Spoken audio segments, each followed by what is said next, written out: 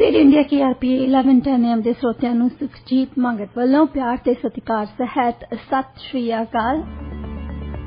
13 फरवरी 2022 ਤੇ ਸਟੂਡੀਓ ਦੀ ਘੜੀ ਤੇ ਟਾਈਮ ਹੋ ਚੁੱਕਿਆ ਹੈ 8:16। ਪ੍ਰੋਗਰਾਮ ਅੱਜ ਦਾ ਮੁੱਦਾ ਇਤਿਹਾਸ ਦੇ ਝਰੋਖੇ ਚੋਂ ਲੈ ਕੇ ਹਾਜ਼ਰ ਹਾਂ। ਇਹ ਪ੍ਰੋਗਰਾਮ हर ऐतवार ਨੂੰ ਸਵੇਰੇ 8 ਤੋਂ ਲੈ ਕੇ 10 ਵਜੇ ਦੇ ਦਰਮਿਆਨ ਪੇਸ਼ ਕੀਤਾ ਜਾਂਦਾ ਹੈ ਤੇ ਇਸ ਵਿੱਚ ਮੇਰਾ ਸਾਥ ਹਮੇਸ਼ਾ ਹੀ ਰੇਡੀਓ ਇੰਡੀਆ ਦੇ director of research barrister Lovleen Singh Gill ਦਿੰਦੇ ਨੇ ਤੇ ਇਸ ਪ੍ਰੋਗਰਾਮ ਦੇ ਵਿੱਚ ਅਸੀਂ ਇੱਕ ਅਹਿਮ ਮੁੱਦੇ ਤੇ ਗੱਲਬਾਤ ਕਰਦੇ ਹਾਂ ਤੇ ਅੱਜ ਜਿਸ ਮੁੱਦੇ ਤੇ ਅਸੀਂ ਗੱਲਬਾਤ ਕਰਦੇ ਹਾਂ ਇਹ ਵੀ ਇੱਕ ਅਹਿਮ ਮੁੱਦਾ ਹੈ। ਸਾਲ 2019 ਤੋਂ ਵਿਸ਼ਵ ਇੱਕ ਭਿਅੰਕਰ ਮਹਾਮਾਰੀ ਨਾਲ ਜੂਝ ਰਿਹਾ ਹੈ। ਅਜਿਹੀ ਮਹਾਮਾਰੀ ਦੁਨੀਆ ਨੇ 100 ਸਾਲ ਬਾਅਦ ਦੇਖੀ ਹੈ। ਇਸ ਮਹਾਮਾਰੀ ਨੇ ਸੰਸਾਰ ਭਰ ਦੀਆਂ ਸਰਕਾਰਾਂ ਅੱਗੇ ਗੰਭੀਰ ਚੁਣੌਤੀਆਂ ਖੜੀਆਂ ਕੀਤੀਆਂ। ਸਭ ਤੋਂ ਪਹਿਲੀ ਚੁਣੌਤੀ ਤਾਂ ਜਨਤਾ ਦੀ ਸਰੀਰਕ ਤੇ ਮਾਨਸਿਕ ਸਿਹਤ ਨੂੰ ਸਲਾਮਤ ਰੱਖਣ ਦੀ ਸੀ। ਮਹਾਮਾਰੀ ਦੀ ਰੋਕਥਾਮ ਲਈ ਲਾਕਡਾਊਨ ਦੀਆਂ ਪਾਬੰਦੀਆਂ ਲਗਾਈਆਂ ਗਈਆਂ ਜਿਸ ਦਾ ਗੰਭੀਰ ਪ੍ਰਭਾਵ ਲੋਕਾਂ ਦੀ ਮਾਨਸਿਕ ਸਿਹਤ ਤੇ ਪੈਣ ਦੇ ਖਦਸ਼ੇ ਜਤਾਏ ਗਏ। ਦੂਸਰੀ ਸਭ ਤੋਂ ਗੰਭੀਰ ਸਮੱਸਿਆ ਜੋ ਸਰਕਾਰਾਂ ਅੱਗੇ ਸੀ ਉਹ ਸੀ ਅਰਥ ਵਿਵਸਥਾ ਨੂੰ ਚੰਗੀ ਹਾਲਾਤ ਦੇ ਵਿੱਚ ਰੱਖਣਾ। ਸਰਕਾਰਾਂ ਨੇ ਸੰਸਾਰ ਨੂੰ ਇਸ ਮਹਾਮਾਰੀ ਤੋਂ ਬਾਹਰ ਕੱਢਣ ਲਈ ਟੀਕਾਕਰਨ ਜਾਣੀ ਕਿ ਵੈਕਸੀਨੇਸ਼ਨ ਦੀ ਮੁਹਿੰਮ ਚਲਾਈ ਅਤੇ ਲੋਕਾਂ ਨੂੰ ਵੈਕਸੀਨ ਲਗਵਾਉਣ ਲਈ ਪ੍ਰੇਰਿਤ ਕਰਨ ਦੇ ਲਈ ਕੁਝ ਸੇਵਾਵਾਂ ਨੂੰ ਵੈਕਸੀਨ ਦੇ ਨਾਲ ਜੋੜ ਦਿੱਤਾ ਜਿਸ ਨੂੰ ਕਿ ਵੈਕਸੀਨ ਮੈਂਡੇਟ ਕਿਹਾ ਗਿਆ। ਹਾਲ ਹੀ ਵਿੱਚ ਇਹ ਵੈਕਸੀਨ ਮੈਂਡੇਟ ਉਦੋਂ ਚਰਚਾ ਦਾ ਵਿਸ਼ਾ ਬਣ ਗਿਆ ਜਦੋਂ ਕੈਨੇਡੀਅਨ ਟਰੱਕਰਜ਼ ਦੇ ਇੱਕ ਗਰੁੱਪ ਨੇ ਇਸ ਮੈਂਡੇਟ ਦਾ ਵਿਰੋਧ ਕੀਤਾ ਅਤੇ ਇਸ ਦੇ ਵਿਰੋਧ ਵਿੱਚ ਇੱਕ ਟਰੱਕ ਰੈਲੀ ਕੱਢੀ ਜਿਸ ਦੀ ਸ਼ੁਰੂਆਤ ਬ੍ਰਿਟਿਸ਼ ਕੋਲੰਬੀਆ ਤੋਂ ਹੋਈ ਅਤੇ ਆਟਵਾ ਵਿਖੇ ਹੋਇਆ ਜਿੱਥੇ ਅਜੇ ਵੀ ਟਰੱਕਰਜ਼ ਦਾ ਪ੍ਰਦਰਸ਼ਨ ਜੋ ਹੈ ਉਹ ਜਾਰੀ ਹੈ। ਫੈਡਰਲ ਸਰਕਾਰ ਨੇ ਟਰੱਕਰਜ਼ ਦੀਆਂ ਮੰਗਾਂ ਨੂੰ ਗੈਰ ਵਾਜਬ ਦੱਸਿਆ ਪਰ ਟਰੱਕਰਜ਼ ਨੇ ਵੈਕਸੀਨ ਮੈਂਡੇਟ ਨੂੰ ਆਪਣੀ ਨਿੱਜੀ ਆਜ਼ਾਦੀ ਜਾਣੀ ਕਿ ਪਰਸਨਲ ਲਿਬਰਟੀ ਉੱਤੇ ਹਮਲਾ ਦੱਸਿਆ ਅਤੇ ਕਿਹਾ ਕਿ ਵੈਕਸੀਨ ਮੈਂਡੇਟ ਵਾਕਿਆ ਹੀ ਉਹਨਾਂ ਦੀ ਲਿਬਰਟੀ ਉੱਤੇ ਇੱਕ ਬਹੁਤ ਵੱਡਾ ਹਮਲਾ ਹੈ। ਅੱਜ ਇਸ ਵਿਸ਼ੇ ਤੇ ਸਾਡੇ ਨਾਲ ਚਰਚਾ ਕਰਨ ਜਾ ਰਹੇ ਨੇ ਰੇਡੀਓ ਇੰਡੀਆ ਦੇ director of research barrister Lovleen Singh Gill. Lovleen ਜੀ ਪ੍ਰੋਗਰਾਮ 'ਚ ਤੁਹਾਡਾ ਸਵਾਗਤ ਹੈ। ਸ਼ੁਕਰੀਆ ਸੁਖਜੀਤ ਜੀ। ਲਵਲੀਨ ਜੀ ਅੱਜ ਫਰੀडम ਕਨਵੋਏ ਦੇ ਨਾਮ ਅਧੀਨ ਚੱਲ ਰਹੇ ਪ੍ਰਦਰਸ਼ਨਾਂ ਨੇ ਸੰਸਾਰ ਵਿੱਚ ਪਰਸਨਲ ਫਰੀडम ਜਾਂ ਫਿਰ ਨਿੱਜੀ ਆਜ਼ਾਦੀ ਉੱਤੇ ਸਰਕਾਰੀ ਰੋਕ ਟੋਕ ਉੱਤੇ ਇੱਕ ਵੱਡੀ ਚਰਚਾ ਛੇੜ ਦਿੱਤੀ ਹੈ। ਸਭ ਤੋਂ ਪਹਿਲਾਂ ਤਾਂ ਤੁਸੀਂ ਮੈਨੂੰ ਇਹ ਦੱਸੋ ਕਿ ਫਰੀडम ਜਾਂ ਆਜ਼ਾਦੀ ਦੇ ਕਨਸੈਪਟ ਕੀ ਹਨ। ਇਹ ਪਰਸਨਲ ਫਰੀडम ਦਾ ਸਿਧਾਂਤ ਕਿਵੇਂ ਹੋਂਦ ਵਿੱਚ ਆਇਆ। ਜਿਸ ਤਰ੍ਹਾਂ ਕਿ ਸੁਖਜੀਤ ਜੀ ਤੁਸੀਂ ਚਰਚਾ ਕੀਤੀ ਕਿ ਜੋ ਸਾਡੇ ਪ੍ਰੋਗਰਾਮ ਦਾ ਫਾਰਮੈਟ ਹੈ ਅਸੀਂ ਜੋ ਵੀ ਕੋਈ ਕਰੰਟ ਮਸਲਾ ਹੁੰਦਾ ਹੈ ਜਾਂ ਜਿਸ ਦੇ ਉੱਤੇ ਅਸੀਂ ਡਿਸਕਸ਼ਨ ਕਰਦੇ ਹਾਂ ਉਸ ਮਸਲੇ ਨੂੰ ਅਸੀਂ ਇੱਕ ਇਤਿਹਾਸਿਕ ਸੰਦਰਭ ਦੇ ਵਿੱਚ ਉਸ ਦੇ ਓਰੀਜਨ ਤੋਂ ਜਾਂ ਉਸ ਦੀ ਸ਼ੁਰੂਆਤ ਤੋਂ ਅਸੀਂ ਫੜਦੇ ਹਾਂ ਤੇ ਉਸ ਨੂੰ ਚਰਚਾ ਕਰਦੇ ਹੋਏ ਅੱਜ ਦੇ ਜੋ ਹਾਲਾਤ ਨੇ ਜਾਂ ਅੱਜ ਦਾ ਜੋ ਉਸ ਦੀ ਰੈਲੇਵੈਂਸ ਹੈ ਉੱਥੇ ਤੱਕ ਆਉਂਦੇ ਹਾਂ। ਜਿਸ ਤਰ੍ਹਾਂ ਤੁਸੀਂ ਕਿਹਾ ਕਿ ਜੋ ਪਰਸਨਲ ਫਰੀडम ਹੈ ਜਾਂ ਆਜ਼ਾਦੀ ਹੈ ਉਸ ਦੇ ਉੱਤੇ ਇਸ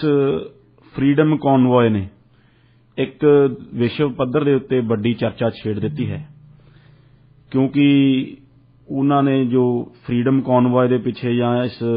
ਟਰੱਕਰਸ ਮਾਰਚ ਦੇ ਪਿੱਛੇ ਜੋ ਜਥੇਬੰਦੀਆਂ ਜਾਂ ਗਰੁੱਪ ਨੇ ਉਹਨਾਂ ਨੇ ਸਰਕਾਰ ਦੇ ਉੱਤੇ ਇਲਜ਼ਾਮ ਲਾਇਆ ਹੈ ਕਿ ਜੋ ਵੈਕਸੀਨ ਮੈਂਡੇਟ ਹੈ ਉਹ ਉਹਨਾਂ ਦੀ ਸ਼ਖਸੀ ਆਜ਼ਾਦੀ ਜਾਂ ਪਰਸਨਲ ਲਿਬਰਟੀ ਉਸ ਦੀ ਉਲੰਘਣਾ ਕਰਦਾ ਹੈ। ਜੇ ਅਸੀਂ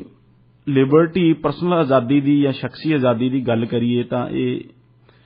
ਜੋ ਕਨਸੈਪਟ ਹੈ ਜਾਂ ਜੋ ਇਸ ਨੂੰ ਵੈਸਟਰਨ ਡੈਮੋਕ੍ਰੇਸੀਜ਼ ਨਾਲ ਜੋੜ ਕੇ ਦੇਖਿਆ ਜਾਂਦਾ ਹੈ। ਜੋ ਡੈਮੋਕ੍ਰੈਟਿਕ ਵਰਲਡ ਹੈ ਜਾਂ ਜੋ ਲੋਕਤੰਤਰਿਕ ਜੋ ਮੁਲਕ ਨੇ ਉਹਨਾਂ ਦੇ ਵਿੱਚ ਜਿਹੜੀ ਪਰਸਨਲ ਲਿਬਰਟੀ ਹੈ ਉੱਥੇ ਦੇ ਵਸਿੰਦਿਆਂ ਦੀ ਉੱਥੇ ਦੇ ਨਾਗਰਿਕਾਂ ਦੀ ਉਹ ਬੜੀ ਸੈਂਟਰਲ ਹੈ ਬੜੀ ਉਹ ਡੈਮੋਕ੍ਰੇਸੀ ਨੂੰ ਡੈਮੋਕ੍ਰੇਸੀ ਇਹ ਆਜ਼ਾਦੀ ਇਹ ਪਰਸਨਲ ਲਿਬਰਟੀ ਬਣਾਉਂਦੀ ਹੈ। ਜਿਨ੍ਹਾਂ ਮੁਲਕਾਂ ਦੇ ਵਿੱਚ ਪਰਸਨਲ ਲਿਬਰਟੀ ਨਹੀਂ ਹੈਗੀ ਉਹ ਚਾਹੇ ਜਿੰਨੀ ਮਰਜ਼ੀ ਉਹ ਇਕਨੋਮਿਕ ਤੌਰ ਤੇ ਉੱਭਰ ਰਹੇ ਨੇ ਦੁਨੀਆ ਦੇ ਵਿੱਚ, ਪਰ ਉਹਨਾਂ ਨੂੰ ਫ੍ਰੀ ਵਰਲਡ ਦੇ ਵਿੱਚ ਨਹੀਂ ਗਿਣਿਆ ਜਾਂਦਾ, ਕਿਉਂਕਿ ਉੱਥੇ ਦੇ ਨਾਗਰਿਕ ਨੇ ਜੋ ਉਹ ਆਜ਼ਾਦੀ ਦਾ ਜੋ ਆਨੰਦ ਨਹੀਂ ਮਾਣ ਰਹੇ। ਜੇ ਅਸੀਂ ਇਸ ਦੀ ਪੋਲੀਟੀਕਲ ਹਿਸਟਰੀ ਦੇ ਵਿੱਚ ਜਾਈਏ ਤਾਂ ਵੈਸਟ ਦੇ ਵਿੱਚ ਜੋ ਗ੍ਰੀਸ, ਉਸ ਨੂੰ ਅਸੀਂ ਇਸ ਦੀ ਜੋ ਡੈਮੋਕ੍ਰੇਸੀ ਦੀ ਜਾਂ ਜੋ ਪਰਸਨਲ ਰਾਈਟਸ ਦੀ ਜੋ ਜਨਮ ਭੂਮੀ ਮੰਨ ਸਕਦੇ ਹਾਂ, ਕਿਉਂਕਿ ਜੋ ਗ੍ਰੀਕ ਸਿਟੀ ਸਟੇਟ ਸਨ ਉਹਨਾਂ ਦੇ ਵਿੱਚ ਇੱਕ ਸਮ ਫਾਰਮ ਆਫ ਡੈਮੋਕ੍ਰੇਸੀ ਪ੍ਰੈਕਟਿਸ ਕੀਤੀ ਜਾਂਦੀ ਸੀ, ਜਿਸ ਦੇ ਵਿੱਚ ਉੱਥੇ ਦੇ ਨਾਗਰਿਕਾਂ ਨੂੰ ਬਹੁਤ ਸਾਰੇ ਹੱਕ ਹਕੂਕ ਹੁੰਦੇ ਸੀ। ਪਰ ਮੱਧਕਾਲ ਆਉਂਦੇ ਆਉਂਦੇ ਜਾਂ ਉਹ ਗ੍ਰੀਕ ਸਿਟੀ ਸਟੇਟਸ ਦੇ ਅੰਤ ਹੋਣ ਤੋਂ ਬਾਅਦ ਜਦ ਵੱਡੇ ਸਾਮਰਾਜ ਬਣੇ ਤਾਂ ਉਹ ਜੋ ਇੱਕ ਰੂਡੀਮੈਂਟਰੀ ਫਾਰਮ ਆਫ ਡੈਮੋਕ੍ਰੇਸੀ ਸੀ ਜਾਂ ਉਹ ਡੈਮੋਕ੍ਰੇਸੀ ਛੋਟੇ ਪੱਧਰ ਦੇ ਉੱਤੇ ਜੋ ਪ੍ਰੈਕਟਿਸ ਕੀਤੀ ਜਾਂਦੀ ਸੀ ਉਸ ਦਾ ਅੰਤ ਹੋ ਗਿਆ ਅਤੇ ਜੋ ਰਾਜਾਸ਼ਾਹੀ ਹੈ ਉਸਨੇ ਸਾਰੇ ਵੈਸਟ ਦੇ ਉੱਤੇ ਆਪਣਾ ਇੱਕ ਕਬਜ਼ਾ ਕਰ ਲਿਆ, ਗਲਬਾ ਬਣਾ ਲਿਆ ਅਤੇ ਉੱਥੇ ਡਿਵਾਈਨ ਰਾਈਟ ਟੂ ਰੂਲ ਦੀ ਜੋ ਥਿਊਰੀ ਹੈ ਉਸ ਨੂੰ ਲੈ ਕੇ ਆਂਦਾ ਤੇ ਉਸ ਦੇ ਵਿੱਚ ਕਿਹਾ ਗਿਆ ਕਿ ਜੋ ਰਾਜਾ ਹੈ ਉਹ ਈਸ਼ਵਰ ਦਾ ਪ੍ਰਤੀਨਿਧੀ ਹੈ ਤੇ ਜੋ ਵੀ ਰਾਜਾ ਕਰਦਾ ਹੈ ਉਹ ਈਸ਼ਵਰ ਦਾ ਪ੍ਰਤੀਨਿਧੀ ਹੋਣ ਦੇ ਨਾਤੇ ਉਹ ਸਹੀ ਕਰਦਾ ਹੈ ਤੇ ਉਸ ਦੇ ਕਿਸੇ ਫੈਸਲੇ ਨੂੰ ਸਵਾਲ ਕਰਨ ਦਾ ਜਾਂ ਚੈਲੰਜ ਕਰਨ ਦਾ ਕਿਸੇ ਵੀ ਨਾਗਰਿਕ ਨੂੰ, ਕਿਸੇ ਸਿਟੀਜ਼ਨ ਨੂੰ, ਕਿਸੇ ਗਰੁੱਪ ਨੂੰ ਕੋਈ ਅਧਿਕਾਰ ਨਹੀਂ। ਜੇ ਕੋਈ ਉਸ ਦੇ ਫੈਸਲੇ ਦੇ ਵਿਰੁੱਧ ਜਾਂਦਾ ਸੀ, ਰਾਜੇ ਦੇ ਫੈਸਲੇ ਦੀ ਉਲੰਘਣਾ ਕਰਦਾ ਸੀ, ਹੁਕਮਾਂ ਦੀ, ਤਾਂ ਉਸ ਨੂੰ ਉਸ ਦੇ ਗੰਭੀਰ ਨਤੀਜੇ ਭੁਗਤਣੇ ਪੈਂਦੇ ਸੀ। ਸੋ ਵੈਸਟ ਦੇ ਵਿੱਚ ਜੇ ਅਸੀਂ ਦੇਖੀਏ ਤਾਂ ਪਹਿਲਾਂ ਗ੍ਰੀਕ ਸਿਟੀ ਸਟੇਟਸ ਤੋਂ ਬਾਅਦ ਮੱਧਕਾਲ ਤੱਕ ਆਉਂਦੇ ਆਉਂਦੇ ਜੋ ਇੱਕ ਰਾਜਾਸ਼ਾਹੀ ਦਾ ਉੱਥੇ ਤੂਤੀ ਬੋਲਦੀ ਸੀ, ਜੋ ਡਿਵਾਈਨ ਰਾਈਟ ਐਜ਼ ਈਸ਼ਵਰ ਦਾ ਪ੍ਰਤੀਨਿਧੀ ਜੋ ਰਾਜ ਕਰਦਾ ਸੀ। ਪਰ ਜੇ ਅਸੀਂ ਭਾਰਤ ਦੇ ਸੰਦਰਭ ਦੇ ਵਿੱਚ ਦੇਖੀਏ ਤਾਂ ਜੋ ਭਾਰਤ ਦੇ ਵਿੱਚ ਇੱਕ ਧਰਮ ਦਾ ਕਨਸੈਪਟ ਹੈ ਸੁਖਜੀਤ, ਧਰਮ ਉਸ ਨੂੰ ਅੱਜ ਲੋਕ ਬੜੇ ਨੈਰੋ ਸੈਂਸ ਦੇ ਵਿੱਚ ਸਮਝਦੇ ਨੇ। ਧਰਮ ਦਾ ਮਤਲਬ ਰਿਲੀਜਨ ਕੱਢ ਲਿਆ ਜਾਂਦਾ ਹੈ, ਕਿਉਂਕਿ ਇੰਗਲਿਸ਼ ਦੇ ਵਿੱਚ ਧਰਮ ਦਾ ਇੱਕ ਕੋਈ ਪਰਾਇਵਾਚੀ ਸ਼ਬਦ ਨਹੀਂ ਜਿਸ ਨੂੰ ਇਸਤੇਮਾਲ ਕੀਤਾ ਜਾ ਸਕੇ। ਸੋ ਇੰਗਲਿਸ਼ ਦੇ ਵਿੱਚ ਉਸ ਨੂੰ ਸਿਰਫ ਰਿਲੀਜਨ ਬਣਾ ਦਿੱਤਾ ਤੇ ਸਾਡੇ ਲੋਕ ਵੀ ਉਸ ਨੂੰ ਸਿਰਫ ਇੱਕ ਧਰਮ ਨੂੰ ਇੱਕ ਨੈਰੋ ਇੱਕ ਸੈਕਟੇਰੀਅਨ ਰਿਲੀਜਨ ਦੇ ਫਾਰਮ ਦੇ ਵਿੱਚ ਸਮਝਣ ਲੱਗੇ, ਜਦ ਕਿ ਧਰਮ ਦਾ ਜੋ ਕਨਸੈਪਟ ਸੀ ਭਾਰਤ ਦੇ ਵਿੱਚ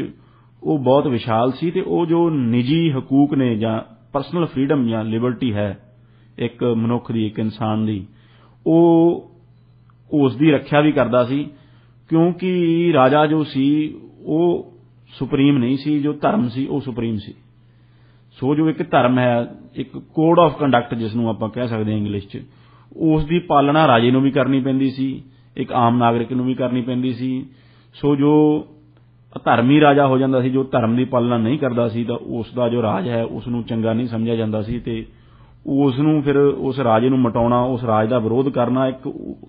ਡਿਊਟੀ ਬਣ ਜਾਂਦੀ ਸੀ ਸਭ ਦੀ। ਸੋ ਇਹ ਵੈਸਟ ਤੇ ਇੰਡੀਆ ਦੇ ਵਿੱਚ ਇਹ ਇੱਕ ਫਰਕ ਸੀਗਾ, ਕਿਉਂਕਿ ਇੰਡੀਆ ਦੇ ਵਿੱਚ ਵੀ ਜੇ ਵੈਸਟਰਨ ਪੁਆਇੰਟ ਆਫ ਵਿਊ ਤੋਂ ਦੇਖੀਏ ਤਾਂ ਉਹ ਕਹਿੰਦੇ ਨੇ ਜੋ ਡੈਮੋਕ੍ਰੇਸੀ ਹੈ ਉਹ ਜਾਂ ਪਰਸਨਲ ਲਿਬਰਟੀਜ਼ ਨੇ ਉਹਨਾਂ ਦਾ ਓਰੀਜਨ ਵੈਸਟ ਦੇ ਵਿੱਚ ਹੀ ਦੇਖਦੇ ਨੇ ਉਹ। ਪਰ ਭਾਰਤ ਦੇ ਵਿੱਚ ਵੀ ਜੋ ਧਰਮ ਦਾ ਕਨਸੈਪਟ ਸੀ ਉਸ ਦੇ ਨਾਲ ਵੀ ਜਿਹੜੀ ਐਬਸੋਲੂਟ ਮੋਨਾਰਕੀ ਸੀ, ਇੱਕ ਰਾਜਾਸ਼ਾਹੀ ਸੀ, ਅੰਨੀ ਰਾਜਾਸ਼ਾਹੀ, ਉਸ ਦੇ ਉੱਤੇ ਇੱਕ ਅੰਕੁਸ਼ ਇੱਕ ਲਾਇਆ ਗਿਆ ਸੀ। ਸੋ ਅੱਜ ਆਪਾਂ ਵੈਸਟ ਦੀ ਜ਼ਿਆਦਾ ਗੱਲ ਕਰਾਂਗੇ ਕਿਉਂਕਿ ਜੋ ਇਹ ਮਸਲਾ ਹੈ ਜੋ ਫਰੀडम ਕਨਵੋਏ ਦਾ ਉਹ ਇੱਥੇ ਹੀ ਸਾਨੂੰ ਦਰਪੇਸ਼ ਆਇਆ ਹੈ। ਸੋ ਵੈਸਟ ਦੇ ਵਿੱਚ ਜਿਸ ਤਰ੍ਹਾਂ ਮੈਂ ਦੱਸਿਆ ਕਿ ਮੱਧਕਾਲ ਦੇ ਵਿੱਚ ਇੱਕ ਐਬਸੋਲੂਟ ਮੋਨਾਰਕ ਜੋ ਰਾਜਾਸ਼ਾਹੀ ਸੀ ਉਸ ਦੇ ਕੋਲ ਸਮੂਹ ਤਾਕਤਾਂ ਸਨ, ਸਾਰੀਆਂ ਤਾਕਤਾਂ ਉਸ ਦੇ ਕੋਲ ਸਨ, ਉਸ ਨੂੰ ਕੋਈ ਚੈਲੰਜ ਨਹੀਂ ਕਰ ਸਕਦਾ ਸੀ। ਉਹ ਕਿਸੇ ਵੀ ਨਾਗਰਿਕ ਨੂੰ ਚੱਕ ਕੇ ਜੇਲ੍ਹ ਵਿੱਚ ਸਿੱਟ ਸਕਦਾ ਸੀ, ਕਿਸੇ ਨੂੰ ਕੋਈ ਸਜ਼ਾ ਅਣਮਨੁੱਖੀ ਸਜ਼ਾ ਵੀ ਦੇ ਸਕਦਾ ਸੀ, ਉਹ ਕਿਉਂਕਿ ਉਹ ਈਸ਼ਵਰ ਦਾ ਪ੍ਰਤੀਨਿਧੀ ਸੀ, ਇਸ ਲਈ ਉਸ ਨੂੰ ਰੋਕ ਟੋਕਣ ਵਾਲਾ ਕੋਈ ਨਹੀਂ ਸੀ। ਪਰ ਜੋ ਇੱਕ ਬਹੁਤ ਹੀ ਇਤਿਹਾਸਕ ਡਿਵੈਲਪਮੈਂਟ ਜੋ ਵੈਸਟ ਦੇ ਵਿੱਚ ਹੋਈ, ਜਿਸ ਨੇ ਕਿ ਡੈਮੋਕ੍ਰੇਸੀ ਦਾ ਨਾ ਕਿ ਸਿਰਫ ਵੈਸਟ ਦੇ ਵਿੱਚ ਪਰ ਸਾਰੀ ਦੁਨੀਆ ਦੇ ਵਿੱਚ ਇੱਕ ਡੈਮੋਕ੍ਰੇਸੀ ਦਾ ਇੱਕ ਨੀਂਹ ਪੱਥਰ ਰੱਖਿਆ, ਉਹ ਸੀ ਮੈਗਨਾ ਕਾਰਟਾ ਦਾ ਸਾਈਨ ਹੋਣਾ ਸਨ 1215 ਇੰਗਲੈਂਡ ਵਿੱਚ। ਸੋ ਮੈਗਨਾ ਕਾਰਟਾ ਸੁਖਜੀਤ, ਜਿਸ ਦਾ ਸ਼ਾਬਦਿਕ ਅਰਥ ਹੈ ਗ੍ਰੇਟ ਚਾਰਟਰ, ਉਹ ਮੈਗਨਾ ਕਾਰਟਾ ਦੇ ਸਾਈਨ ਹੋਣਾ ਦੁਨੀਆ ਦੇ ਵਿੱਚ ਪਹਿਲੀ ਘਟਨਾ ਸੀ ਜਿਸ ਦੇ ਵਿੱਚ ਨਾਗਰਿਕਾਂ ਨੇ ਰਾਜੇ ਦੇ ਖਿਲਾਫ ਇੱਕ ਕਦਮ ਚੁੱਕਿਆ ਤੇ ਉਸ ਰਾਜਾਸ਼ਾਹੀ ਨੂੰ ਇੱਕ ਦਾਇਰੇ ਦੇ ਵਿੱਚ ਬਾਉਂਡ ਕੀਤਾ ਤੇ ਉਸ ਨੂੰ ਇਹ ਅਹਿਸਾਸ ਕਰਵਾਇਆ ਰਾਜੇ ਨੂੰ ਕਿ ਜੋ ਤੇਰੀ ਤਾਕਤ ਹੈ ਉਹ ਐਬਸੋਲੂਟ ਨਹੀਂ, ਤੂੰ ਆਪਣੀ ਮਨਮਰਜ਼ੀ ਨਾਲ ਆਰਬਿਟਰਰੀ ਤਰੀਕੇ ਨਾਲ ਕੁਝ ਫੈਸਲੇ ਨਹੀਂ ਲੈ ਸਕਦਾ। ਤੈਨੂੰ ਜੋ ਲੋਕਾਂ ਦੀਆਂ ਜੋ ਫਰੀडम्स ਨੇ, ਲੋਕਾਂ ਦੀਆਂ ਜੋ ਲਿਬਰਟੀਜ਼ ਨੇ, ਉਹਨਾਂ ਦਾ ਵੀ ਧਿਆਨ ਰੱਖਣਾ ਪਵੇਗਾ, ਤੈਨੂੰ ਮੁਲਕ ਦਾ ਵੀ ਧਿਆਨ ਰੱਖਣਾ ਪਵੇਗਾ ਤੇ ਤੈਨੂੰ ਇਸ ਤਰ੍ਹਾਂ ਫੈਸਲੇ ਕਰਨੇ ਪੈਣਗੇ ਕਿ ਜੋ ਲੋਕਾਂ ਦੇ ਹੱਕ ਵਿੱਚ ਹੋਣ। ਸੋ ਕਿੰਗ ਜੌਨ ਜੋ ਉਸ ਵੇਲੇ ਸਨ, ਉਹਨਾਂ ਦੇ ਸ਼ਾਸਨ ਤੋਂ ਉਹਨਾਂ ਦੇ ਬੈਰਨ ਸਨ, ਇੰਗਲੈਂਡ ਦੇ ਵਿੱਚ ਜੋ ਵੱਡੇ ਸਰਦਾਰ ਨੇ ਜਾਂ ਜੋ ਉਹਨਾਂ ਨੂੰ ਬੈਰਨ ਕਿਹਾ ਜਾਂਦਾ ਹੈ ਜਾਂ ਵੱਡੇ ਜਗੀਰਦਾਰ, ਲੈਂਡਲੋਰਡ ਆਪਾਂ ਕਹਿ ਲਈਏ। ਸੋ ਜੋ ਬੈਰਨ ਸਨ ਉਹ ਬੜੇ ਨਾਰਾਜ਼ ਸਨ ਆਪਣੇ ਕਿੰਗ ਜੌਨ ਤੋਂ ਤੇ ਉਹਨਾਂ ਨੇ ਕਿੰਗ ਜੌਨ ਦੇ ਫ੍ਰੈਂਚ ਸ਼ਾਸਕ ਦੇ ਹੱਥੋਂ ਜੰਗ ਹਾਰ ਜਾਣ ਤੋਂ ਬਾਅਦ ਉਹਨਾਂ ਨੇ ਕਿੰਗ ਜੌਨ ਦੀ ਘੇਰਾਬੰਦੀ ਕਰਕੇ ਉਸ ਨੂੰ ਮਜਬੂਰ ਕੀਤਾ ਕਿ ਉਹ ਮੈਗਨਾ ਕਾਰਟਾ ਨਾਮ ਦਾ, ਜਿਸ ਨੂੰ ਕਿਹਾ ਗਿਆ ਕਿ ਗ੍ਰੇਟ ਚਾਰਟਰ, ਜਿਸ ਦਾ ਸ਼ਾਬਦਿਕ ਅਰਥ ਹੈ ਮੈਗਨਾ ਕਾਰਟਾ ਨਾਮ ਦਾ ਇੱਕ ਡਾਕੂਮੈਂਟ ਸਾਈਨ ਕਰੇ, ਜਿਸ ਦੇ ਵਿੱਚ ਕਿ ਉਸ ਦੀਆਂ ਜੋ ਐਬਸੋਲੂਟ ਤਾਕਤਾਂ ਸਨ ਰਾਜੇ ਦੀਆਂ, ਜਿਸ ਨੂੰ ਉਹ ਆਪਣੀ ਮਨਮਰਜ਼ੀ ਦੇ ਨਾਲ ਇਸਤੇਮਾਲ ਕਰਦਾ ਸੀ, ਉਸ ਦੇ ਉੱਤੇ ਇੱਕ ਅੰਕੁਸ਼ ਲਾਇਆ ਗਿਆ ਤੇ ਦੁਨੀਆ ਨੂੰ ਪਹਿਲੀ ਵਾਰੀ ਇੱਕ ਪਰਸਨਲ ਫਰੀडम ਜੋ ਹੈ ਜਾਂ ਜੋ ਲੋਕਾਂ ਦੇ ਜਾਂ ਸਮਾਜ ਦੇ ਇੱਕ ਹੱਕ ਨੇ ਰਾਜ ਕਰਨ ਵਾਲੀ ਰਾਜ ਸੱਤਾ ਦੇ ਖਿਲਾਫ,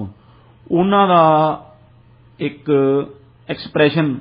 ਦੁਨੀਆ ਨੂੰ ਦੇਖਣ ਨੂੰ ਮਿਲਿਆ। ਮੈਂ ਇੱਕ ਜੋ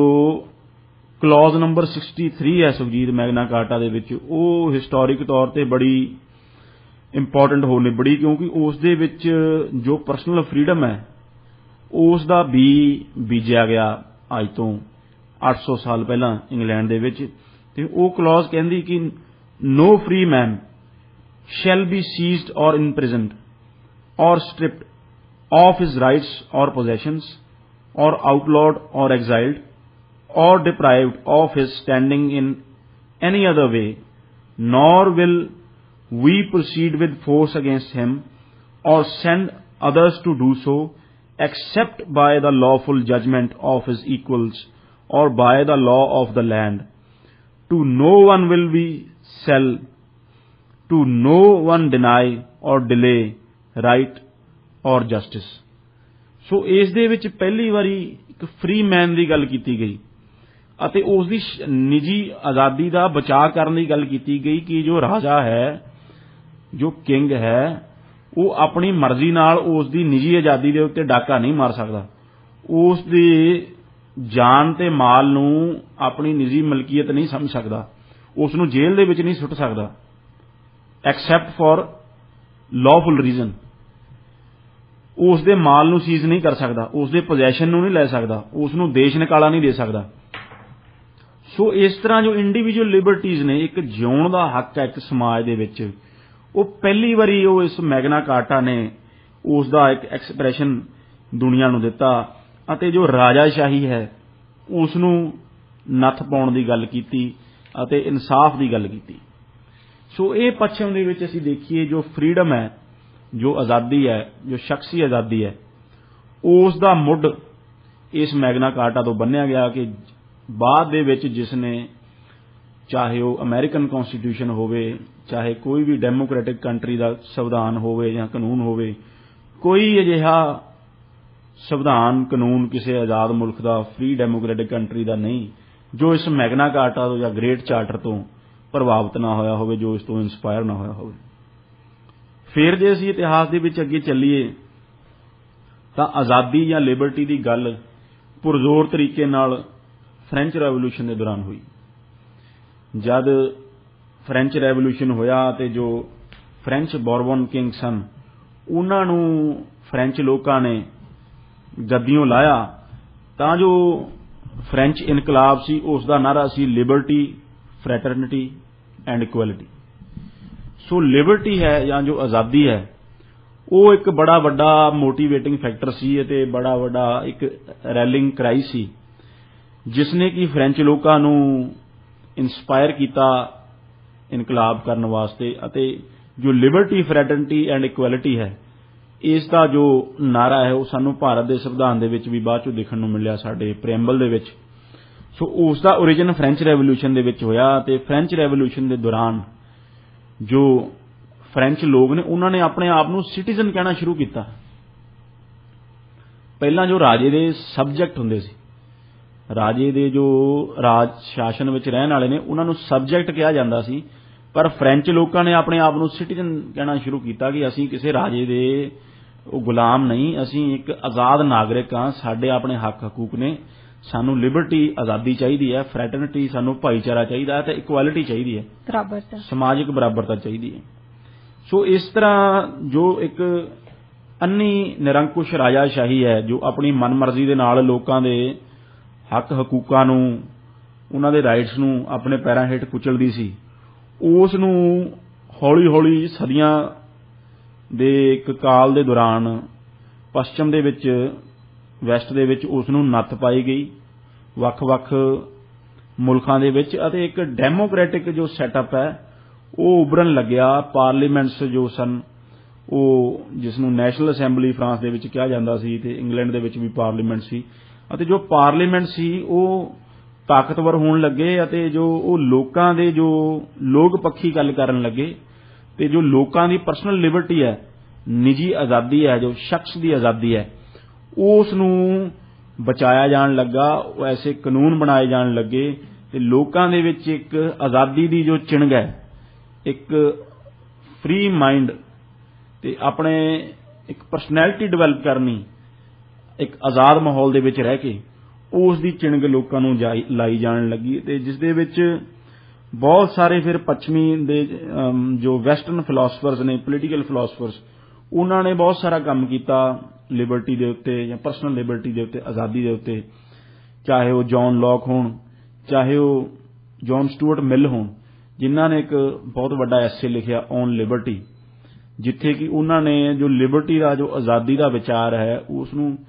ਬੜੀ ਡਿਟੇਲ ਦੇ ਵਿੱਚ ਡਿਸਕਸ ਕੀਤਾ ਅਤੇ ਇਹ ਦੱਸਿਆ ਕਿ ਆਜ਼ਾਦੀ ਦੀ ਕਿਉਂ ਲੋੜ ਹੈ, ਪਰਸਨਲ ਫਰੀਡਮ ਕਿਸ ਲਈ ਚਾਹੀਦੀ ਹੈ ਲੋਕਾਂ ਨੂੰ। ਪਰਸਨਲ ਫਰੀਡਮ ਇਸ ਲਈ ਚਾਹੀਦੀ ਹੈ ਕਿਉਂਕਿ ਪਰਸਨਲ ਫਰੀਡਮ ਤੋਂ ਬਿਨਾਂ, ਸ਼ਖਸੀ ਆਜ਼ਾਦੀ ਤੋਂ ਬਿਨਾਂ ਇੱਕ ਪਰਸਨੈਲਿਟੀ ਦਾ ਉਭਾਰ ਹੋਣਾ, ਇੱਕ ਸਮਾਜ ਦਾ ਵਿਕਾਸ ਹੋਣਾ ਪੋਸੀਬਲ ਹੀ ਨਹੀਂ। ਜਿੱਥੇ ਤੁਸੀਂ ਸੋਚਣ ਨੂੰ, ਬੋਲਣ ਨੂੰ ਜਾਂ ਆਪਣੀ ਮਨਮਰਜ਼ੀ ਦਾ ਕੰਮ ਕਰਨ ਨੂੰ ਜਿਸ ਮੁਆਸ਼ਰੇ ਦੇ ਵਿੱਚ ਆਜ਼ਾਦ ਨਹੀਂ, ਤਾਂ ਉਹ ਮੁਆਸ਼ਰਾ ਡੈਮੋਕ੍ਰੈਟਿਕ ਨਹੀਂ, ਉਹ ਮੁਆਸ਼ਰਾ ਆਜ਼ਾਦ ਨਹੀਂ। ਉਸ ਮੁਆਸ਼ਰੇ ਦੇ ਵਿੱਚ, ਉਸ ਸਿਸਟਮ ਦੇ ਵਿੱਚ ਇੱਕ ਇਨਸਾਨ ਨਿੱਜੀ ਤੌਰ ਤੇ ਤਰੱਕੀ ਨਹੀਂ ਕਰ ਸਕਦਾ, ਆਪਣੇ ਆਈਡੀਆਜ਼ ਨੂੰ, ਆਪਣੇ ਥਾਟਸ ਨੂੰ ਡਿਵੈਲਪ ਨਹੀਂ ਕਰ ਸਕਦਾ, ਤੇ ਉਹ ਸਮਾਜ ਐਜ਼ ਅ ਹੋਲ ਉਹ ਸਾਇੰਟੀਫਿਕ ਤਰੱਕੀ ਨਹੀਂ ਕਰ ਸਕਦਾ, ਉਹ ਇਕਨੋਮਿਕ ਤਰੱਕੀ ਨਹੀਂ ਕਰ ਸਕਦਾ, ਕਿਉਂਕਿ ਉੱਥੇ ਜੋ ਸੋਚ ਹੈ ਉਹ ਗੁਲਾਮ ਹੈ, ਉਹ ਆਜ਼ਾਦ ਨਹੀਂ ਹੈ ਤੇ ਉਸ ਨੂੰ ਨਵੇਂ ਕੰਮ ਕਰਨ, ਨਵੀਆਂ ਲੀਹਾਂ ਤੇ ਤੁਰਨ ਦੀ ਆਜ਼ਾਦੀ ਨਹੀਂ ਹੈ। ਸੋ ਉੱਥੇ ਜੋ ਹੈ, ਜੋ ਪਾਣੀ ਹੈ ਜੋ ਵਿਚਾਰਾਂ ਦਾ, ਉਹ ਖੜ ਜਾਂਦਾ ਹੈ ਤੇ ਜੋ ਖੜੇ ਹੋਏ ਪਾਣੀ ਚੋਂ ਇੱਕ ਬੈਡ ਸਮੈਲ ਆਉਣ ਲੱਗ ਜਾਂਦੀ ਹੈ ਤੇ ਉੱਥੇ ਉਹ ਮੁਆਸ਼ਰਾ ਸੜਨ ਲੱਗ ਜਾਂਦਾ ਹੈ। ਸੋ ਇਸ ਤਰ੍ਹਾਂ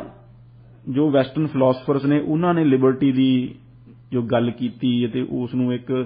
ਫਿਲਾਸੋਫੀਕਲ ਜੋ ਬੈਕਗਰਾਉਂਡ ਉਹ ਦਿੱਤਾ ਅਤੇ ਮਾਡਰਨ ਜ਼ਮਾਨਾ ਆਉਂਦੇ ਆਉਂਦੇ ਉਹ ਸਾਨੂੰ US ਦਾ ਕੌਂਸਟੀਟਿਊਸ਼ਨ ਵੀ ਬਣਿਆ, ਜਿਸ ਦੇ ਵਿੱਚ ਉਹ ਰਾਈਟਸ ਆਫ ਮੈਨ ਨੂੰ ਬਹੁਤ ਇੱਕ ਪ੍ਰਮੁੱਖ ਸਥਾਨ ਦਿੱਤਾ ਗਿਆ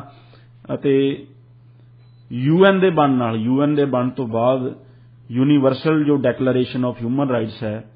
ਉਸ ਨੂੰ ਅਡਾਪਟ ਕੀਤਾ ਗਿਆ ਸਾਰੇ ਮੁਲਕਾਂ ਵੱਲੋਂ, ਜੋ ਕਿ ਇੱਕ ਮੈਗਨਾ ਕਾਰਟਾ ਤੋਂ ਸਾਨੂੰ ਲਗਾਤਾਰ ਉਸ ਦੀ ਲੜੀ ਜੋ ਦਿਖਦੀ ਆਉਂਦੀ ਹੈ। ਜੋ ਮੈਗਨਾ ਕਾਰਟਾ ਦੇ ਵਿੱਚ ਇੱਕ ਪਰਸਨਲ ਫਰੀਡਮ ਦੀ ਜੋ ਝਲਕ ਪਈ ਸੀ, ਉਹ UN declaration of human rights ਦੇ ਵਿੱਚ ਅਸੀਂ ਉਸ ਦੀ ਕਲਮੀਨੇਸ਼ਨ,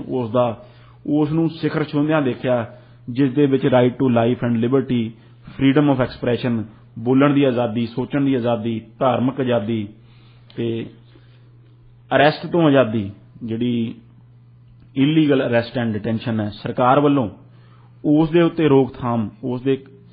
ਇੱਕ ਜਾਇਜ਼ ਕਾਨੂੰਨ ਬਣਾਉਣੇ, ਇੱਕ ਫੇਅਰ ਟ੍ਰਾਇਲ ਵਾਸਤੇ ਪ੍ਰੋਸੀਜਰ ਬਣਾਉਣਾ। ਸੋ ਇਸ ਤਰ੍ਹਾਂ ਜੋ ਪਰਸਨਲ ਫਰੀਡਮਸ ਨੇ, ਜੋ ਆਜ਼ਾਦੀਆਂ ਨੇ, ਉਹਨਾਂ ਨੂੰ ਇੱਕ ਕਲਮੀਨੇਸ਼ਨ ਜਾ ਕੇ ਅਸੀਂ ਦੇਖਿਆ, ਜੋ ਮੈਗਨਾ ਕਾਰਟਾ ਤੋਂ ਸ਼ੁਰੂ ਹੋ ਕੇ ਉਹ UN ਡੈਕਲੇਰੇਸ਼ਨ ਤੱਕ ਉਸਨੇ ਆਪਣਾ ਇੱਕ ਸਿਖਰ ਛੋਇਆ ਅਤੇ ਦੁਨੀਆ ਦੇ ਵਿੱਚ ਇੱਕ ਹੁਣ ਪ੍ਰਵਾਨਿਤ, ਇੱਕ ਸਰਬ ਪ੍ਰਵਾਨਿਤ ਇਹ ਵਿਚਾਰ ਬਣ ਗਿਆ ਹੈ ਕਿ ਜੋ ਮੁਆਸ਼ਰੇ ਨੇ ਉਹਨਾਂ ਦੇ ਵਿੱਚ ਜਿਹੜੀਆਂ ਬੇਸਿਕ ਹਿਊਮਨ ਰਾਈਟਸ ਨੇ ਸਾਰੇ ਮਨੁੱਖਾਂ ਕੋਲ ਹੋਣੀਆਂ ਚਾਹੀਦੀਆਂ ਨੇ, ਜਿਸ ਦੇ ਵਿੱਚ ਪਰਸਨਲ ਲਿਬਰਟੀ ਹੈ, ਜੋ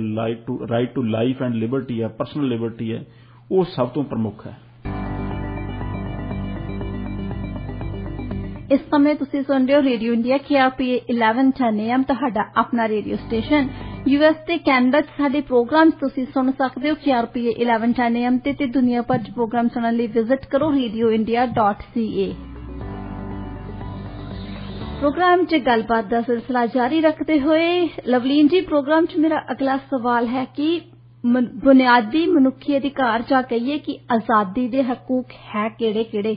ਅਤੇ ਕੈਨੇਡਾ ਦੇ ਵਿੱਚ ਇਹਨਾਂ ਰਾਈਟਸ ਦੀ ਰਾਖੀ ਕਿਸ ਤਰ੍ਹਾਂ ਕੀਤੀ ਜਾਂਦੀ ਹੈ? ਜੀ ਸੁਖਜੀਤ ਜੀ, ਜਿਸ ਤਰ੍ਹਾਂ ਅਸੀਂ ਚਰਚਾ ਕਰ ਰਹੇ ਸੀ ਪਹਿਲਾਂ ਬੁਨਿਆਦੀ ਮਨੁੱਖੀ ਅਧਿਕਾਰਾਂ ਦੀ, ਜਿਨ੍ਹਾਂ ਦੇ ਵਿੱਚ ਜੋ ਪਰਸਨਲ ਲਿਬਰਟੀ ਹੈ ਉਹ ਬੜੀ ਪ੍ਰਮੁੱਖ ਹੈ। ਜਿਸ ਤਰ੍ਹਾਂ ਅਸੀਂ ਇੱਕ ਉਹਨਾਂ ਦਾ ਇਤਿਹਾਸਕ ਸੰਦਰਭ ਦੇਖਿਆ ਕਿ ਕਿਸ ਤਰ੍ਹਾਂ ਉਹ ਡਿਵੈਲਪ ਹੋਏ, ਕਿਸ ਤਰ੍ਹਾਂ ਵੱਖ-ਵੱਖ ਮੁਲਕਾਂ ਦੇ ਵਿੱਚ ਲੋਕਾਂ ਨੇ ਜੋ ਰਾਜਾਸ਼ਾਹੀ ਹੈ, ਜੋ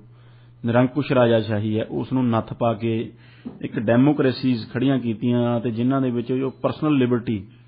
ਉਸ ਨੂੰ ਪ੍ਰਮੁੱਖ ਤੌਰ ਤੇ ਉਹਨਾਂ ਨੇ ਆਪਣੇ ਪ੍ਰੋਟੈਕਟ ਕੀਤਾ। ਜੇ ਅਸੀਂ ਇਹਨਾਂ ਬੁਨਿਆਦੀ ਅਧਿਕਾਰਾਂ ਨੂੰ ਦੇਖੀਏ ਜੋ ਸਾਨੂੰ ਹਰੇਕ ਡੈਮੋਕ੍ਰੈਟਿਕ ਮੁਲਕ ਦੇ ਕਨਸਟੀਟਿਊਸ਼ਨ ਦੇ ਵਿੱਚ ਮਿਲ ਜਾਂਦੇ ਨੇ ਤੇ UN ਜੋ ਡੈਕਲੇਰੇਸ਼ਨ ਹੈ ਆਫ ਹਿਊਮਨ ਰਾਈਟਸ ਉਸ ਦੇ ਵਿੱਚ ਵੀ ਮਿਲਦੇ ਨੇ, ਤਾਂ ਉਸ ਦੇ ਵਿੱਚ ਜੋ right to life and liberty ਹੈ ਉਸ ਨੂੰ ਮੈਂ ਸਭ ਤੋਂ ਪ੍ਰਮੁੱਖ ਮੰਨਦਾ। ਜੋ ਇੱਕ ਜ਼ਿੰਦਗੀ ਜਿਉਣ ਦਾ, ਆਜ਼ਾਦਾਨਾ ਤੌਰ ਤੇ ਜ਼ਿੰਦਗੀ ਜਿਉਣ ਦਾ ਅਧਿਕਾਰ, ਉਹ ਬੜਾ ਪ੍ਰਮੁੱਖ ਹੈ। ਉਸ ਦੇ ਵਿੱਚ ਵੈਸੇ ਤਾਂ ਇਹ ਬੜਾ ਵਿਸ਼ਾਲ ਹੈ, ਉਸ ਨੂੰ ਸਮੇਂ ਤੋਂ ਸਮੇਂ ਉਸ ਦੀ ਵੱਖ-ਵੱਖ ਇੰਟਰਪ੍ਰੀਟੇਸ਼ਨਸ ਆਉਂਦੀਆਂ ਰਹੀਆਂ ਨੇ, ਪਰ ਜੋ ਪਰਸਨਲ ਲਿਬਰਟੀ ਦੇ ਵਿੱਚ ਜੋ ਸਭ ਤੋਂ ਜ਼ਰੂਰੀ ਚੀਜ਼ ਜੇ ਅਸੀਂ ਦੇਖੀਏ ਤਾਂ ਉਹ ਸਾਡੀ ਨਿੱਜੀ ਆਜ਼ਾਦੀ ਹੈ। ਨਿੱਜੀ ਆਜ਼ਾਦੀ ਕਿਸ ਤਰ੍ਹਾਂ? ਜਿਸ ਤਰ੍ਹਾਂ ਅਸੀਂ ਪਹਿਲਾਂ ਰਾਜਾਸ਼ਾਹੀ ਦੀ ਗੱਲ ਕੀਤੀ, ਉਸ ਤੋਂ ਬਾਅਦ ਜੋ ਮਾਡਰਨ ਸਟੇਟ ਆ ਗਈ, ਉਹ ਜੋ ਇੱਕ ਨਾਗਰਿਕ ਹੈ ਜਾਂ ਇੱਕ ਸਿਟੀਜ਼ਨ ਹੈ ਉਸ ਦੇ ਅਧਿਕਾਰਾਂ ਨੂੰ ਉਹ ਇੱਕ ਆਰਬਿਟਰਰੀ ਢੰਗ ਨਾਲ ਉਸ ਦਾ ਉਲੰਘਣ ਨਾ ਕਰੇ, ਇਸ ਲਈ ਉਸ ਸਰਕਾਰ ਨੂੰ ਕਾਨੂੰਨ ਨੇ ਇੱਕ ਨੱਥ ਪਾਈ ਹੈ। ਉਹ ਇਹ ਹੈ ਕਿ ਜੇ ਤੁਸੀਂ ਕਿਸੇ ਆਦਮੀ ਦੇ ਉੱਤੇ ਕੋਈ ਮੁਕੱਦਮਾ ਚਲਾਉਣਾ ਹੈ ਜਾਂ ਉਸ ਨੂੰ ਜੇਲ੍ਹ ਭੇਜਣਾ ਹੈ ਜਾਂ ਉਸ ਦੀ ਜੋ ਫਰੀਡਮ ਹੈ, ਜੋ ਉਹਦੀ ਬੋਡੀਲੀ ਫਰੀਡਮ ਹੈ, ਉਸ ਨੂੰ ਉਸ ਦੀ ਉਲੰਘਣਾ ਕਰਨੀ ਹੈ, ਜੇ ਉਸ ਨੂੰ ਖੋਣਾ ਹੈ ਤਾਂ ਉਹ ਉਸ ਦੇ ਲਈ ਇੱਕ ਪ੍ਰੋਸੀਜਰ ਸੈਟਅਪ ਕੀਤਾ ਗਿਆ ਹੈ। ਇਹ ਨਹੀਂ ਹੈ ਕਿ ਜਿਸ ਤਰ੍ਹਾਂ ਪੁਰਾਣੇ ਸਮੇਂ ਦੇ ਵਿੱਚ ਹੁੰਦਾ ਸੀ ਕਿ ਰਾਜੇ ਦਾ ਜਿਸ ਨੂੰ ਮਨ ਕੀਤਾ ਕਿ ਉਸਨੇ ਹੁਕਮ ਦਿੱਤਾ ਆਪਣੇ ਅਹਿਲਕਾਰਾਂ ਨੂੰ ਵੀ ਇਸ ਨੂੰ ਚੱਕ ਕੇ ਕਾਰਾਗਾਰ ਦੇ ਵਿੱਚ ਸਿੱਟ ਦਿਓ, ਤਾਂ ਉਹ ਸਿੱਟ ਦਿੰਦੇ ਸੀ ਤੇ ਉਹ ਸਾਰੀ ਜ਼ਿੰਦਗੀ ਉੱਥੇ ਸੜਦਾ ਰਹਿੰਦਾ ਸੀ। ਸੋ ਜੋ right to life and liberty ਹੈ ਉਹ ਜੋ ਸਰਕਾਰ ਦੇ ਇਸ ਰਵੱਈਏ ਦੇ ਜਾਂ ਸਰਕਾਰ ਦੀ ਜੋ ਇਹ ਤਾਕਤ ਹੈ ਜੋ ਤੁਹਾਡੀ ਨਿੱਜੀ ਆਜ਼ਾਦੀ ਖੋਹਣ ਦੀ, ਉਸ ਦੇ ਉੱਤੇ ਰੋਕਥਾਮ ਕਰਦਾ ਹੈ ਕਿ ਜੇ ਸਰਕਾਰ ਕਿਸੇ ਦੀ ਨਿੱਜੀ ਆਜ਼ਾਦੀ ਖੋਹਦੀ ਹੈ, ਕਿਸੇ ਨੂੰ ਜੇਲ੍ਹ ਭੇਜਦੀ ਹੈ ਜਾਂ ਕੁਝ ਕਰਦੀ ਹੈ, ਤਾਂ ਉਸ ਨੂੰ ਇੱਕ ਪ੍ਰੋਸੀਜਰ ਹੈ ਜਾਂ ਉਹ ਫੋਲੋ ਕਰਨਾ ਪਵੇਗਾ ਜਿਸ ਦੇ ਵਿੱਚ ਫੇਅਰ ਟ੍ਰਾਇਲ ਆਉਂਦੀ ਹੈ। ਫੇਅਰ ਟ੍ਰਾਇਲ ਦਾ ਕਨਸੈਪਟ ਹੈ ਕਿ ਜੋ ਉਸ ਨੂੰ ਸੁਣਵਾਈ ਦਾ ਮੌਕਾ ਦਿੱਤਾ ਜਾਵੇ, ਇੱਕ ਫੇਅਰ ਜੱਜਮੈਂਟ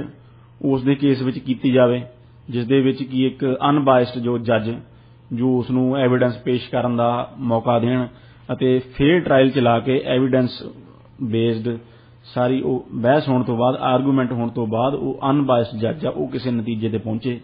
ਤੇ ਫਿਰ ਉਸ ਦੀ ਜੋ ਪਰਸਨਲ ਫਰੀਡਮ ਹੈ ਉਸ ਨੂੰ ਜੋ ਸਟੇਟ ਹੈ ਉਹ ਖੋ ਸਕਦੀ ਹੈ। ਸੋ ਉਹ ਇਹ ਹੋਇਆ ਇਸ ਲਈ ਹੈ ਕਿਉਂਕਿ ਜੋ ਪਹਿਲਾਂ ਜੋ ਰਾਜੇ ਮਹਾਰਾਜੇ ਸਨ ਜਾਂ ਜੋ ਸਟੇਟ ਸੀ ਉਹ ਨਿਰੰਕੁਸ਼ ਸੀ ਅਤੇ ਉਹ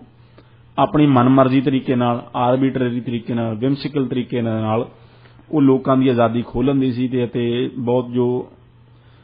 ਅਨਿਆਂ ਤੇ ਅਤਿਆਚਾਰ ਆਮ ਪਬਲਿਕ ਤੇ ਹੁੰਦਾ ਸੀ। So right to life and Liberty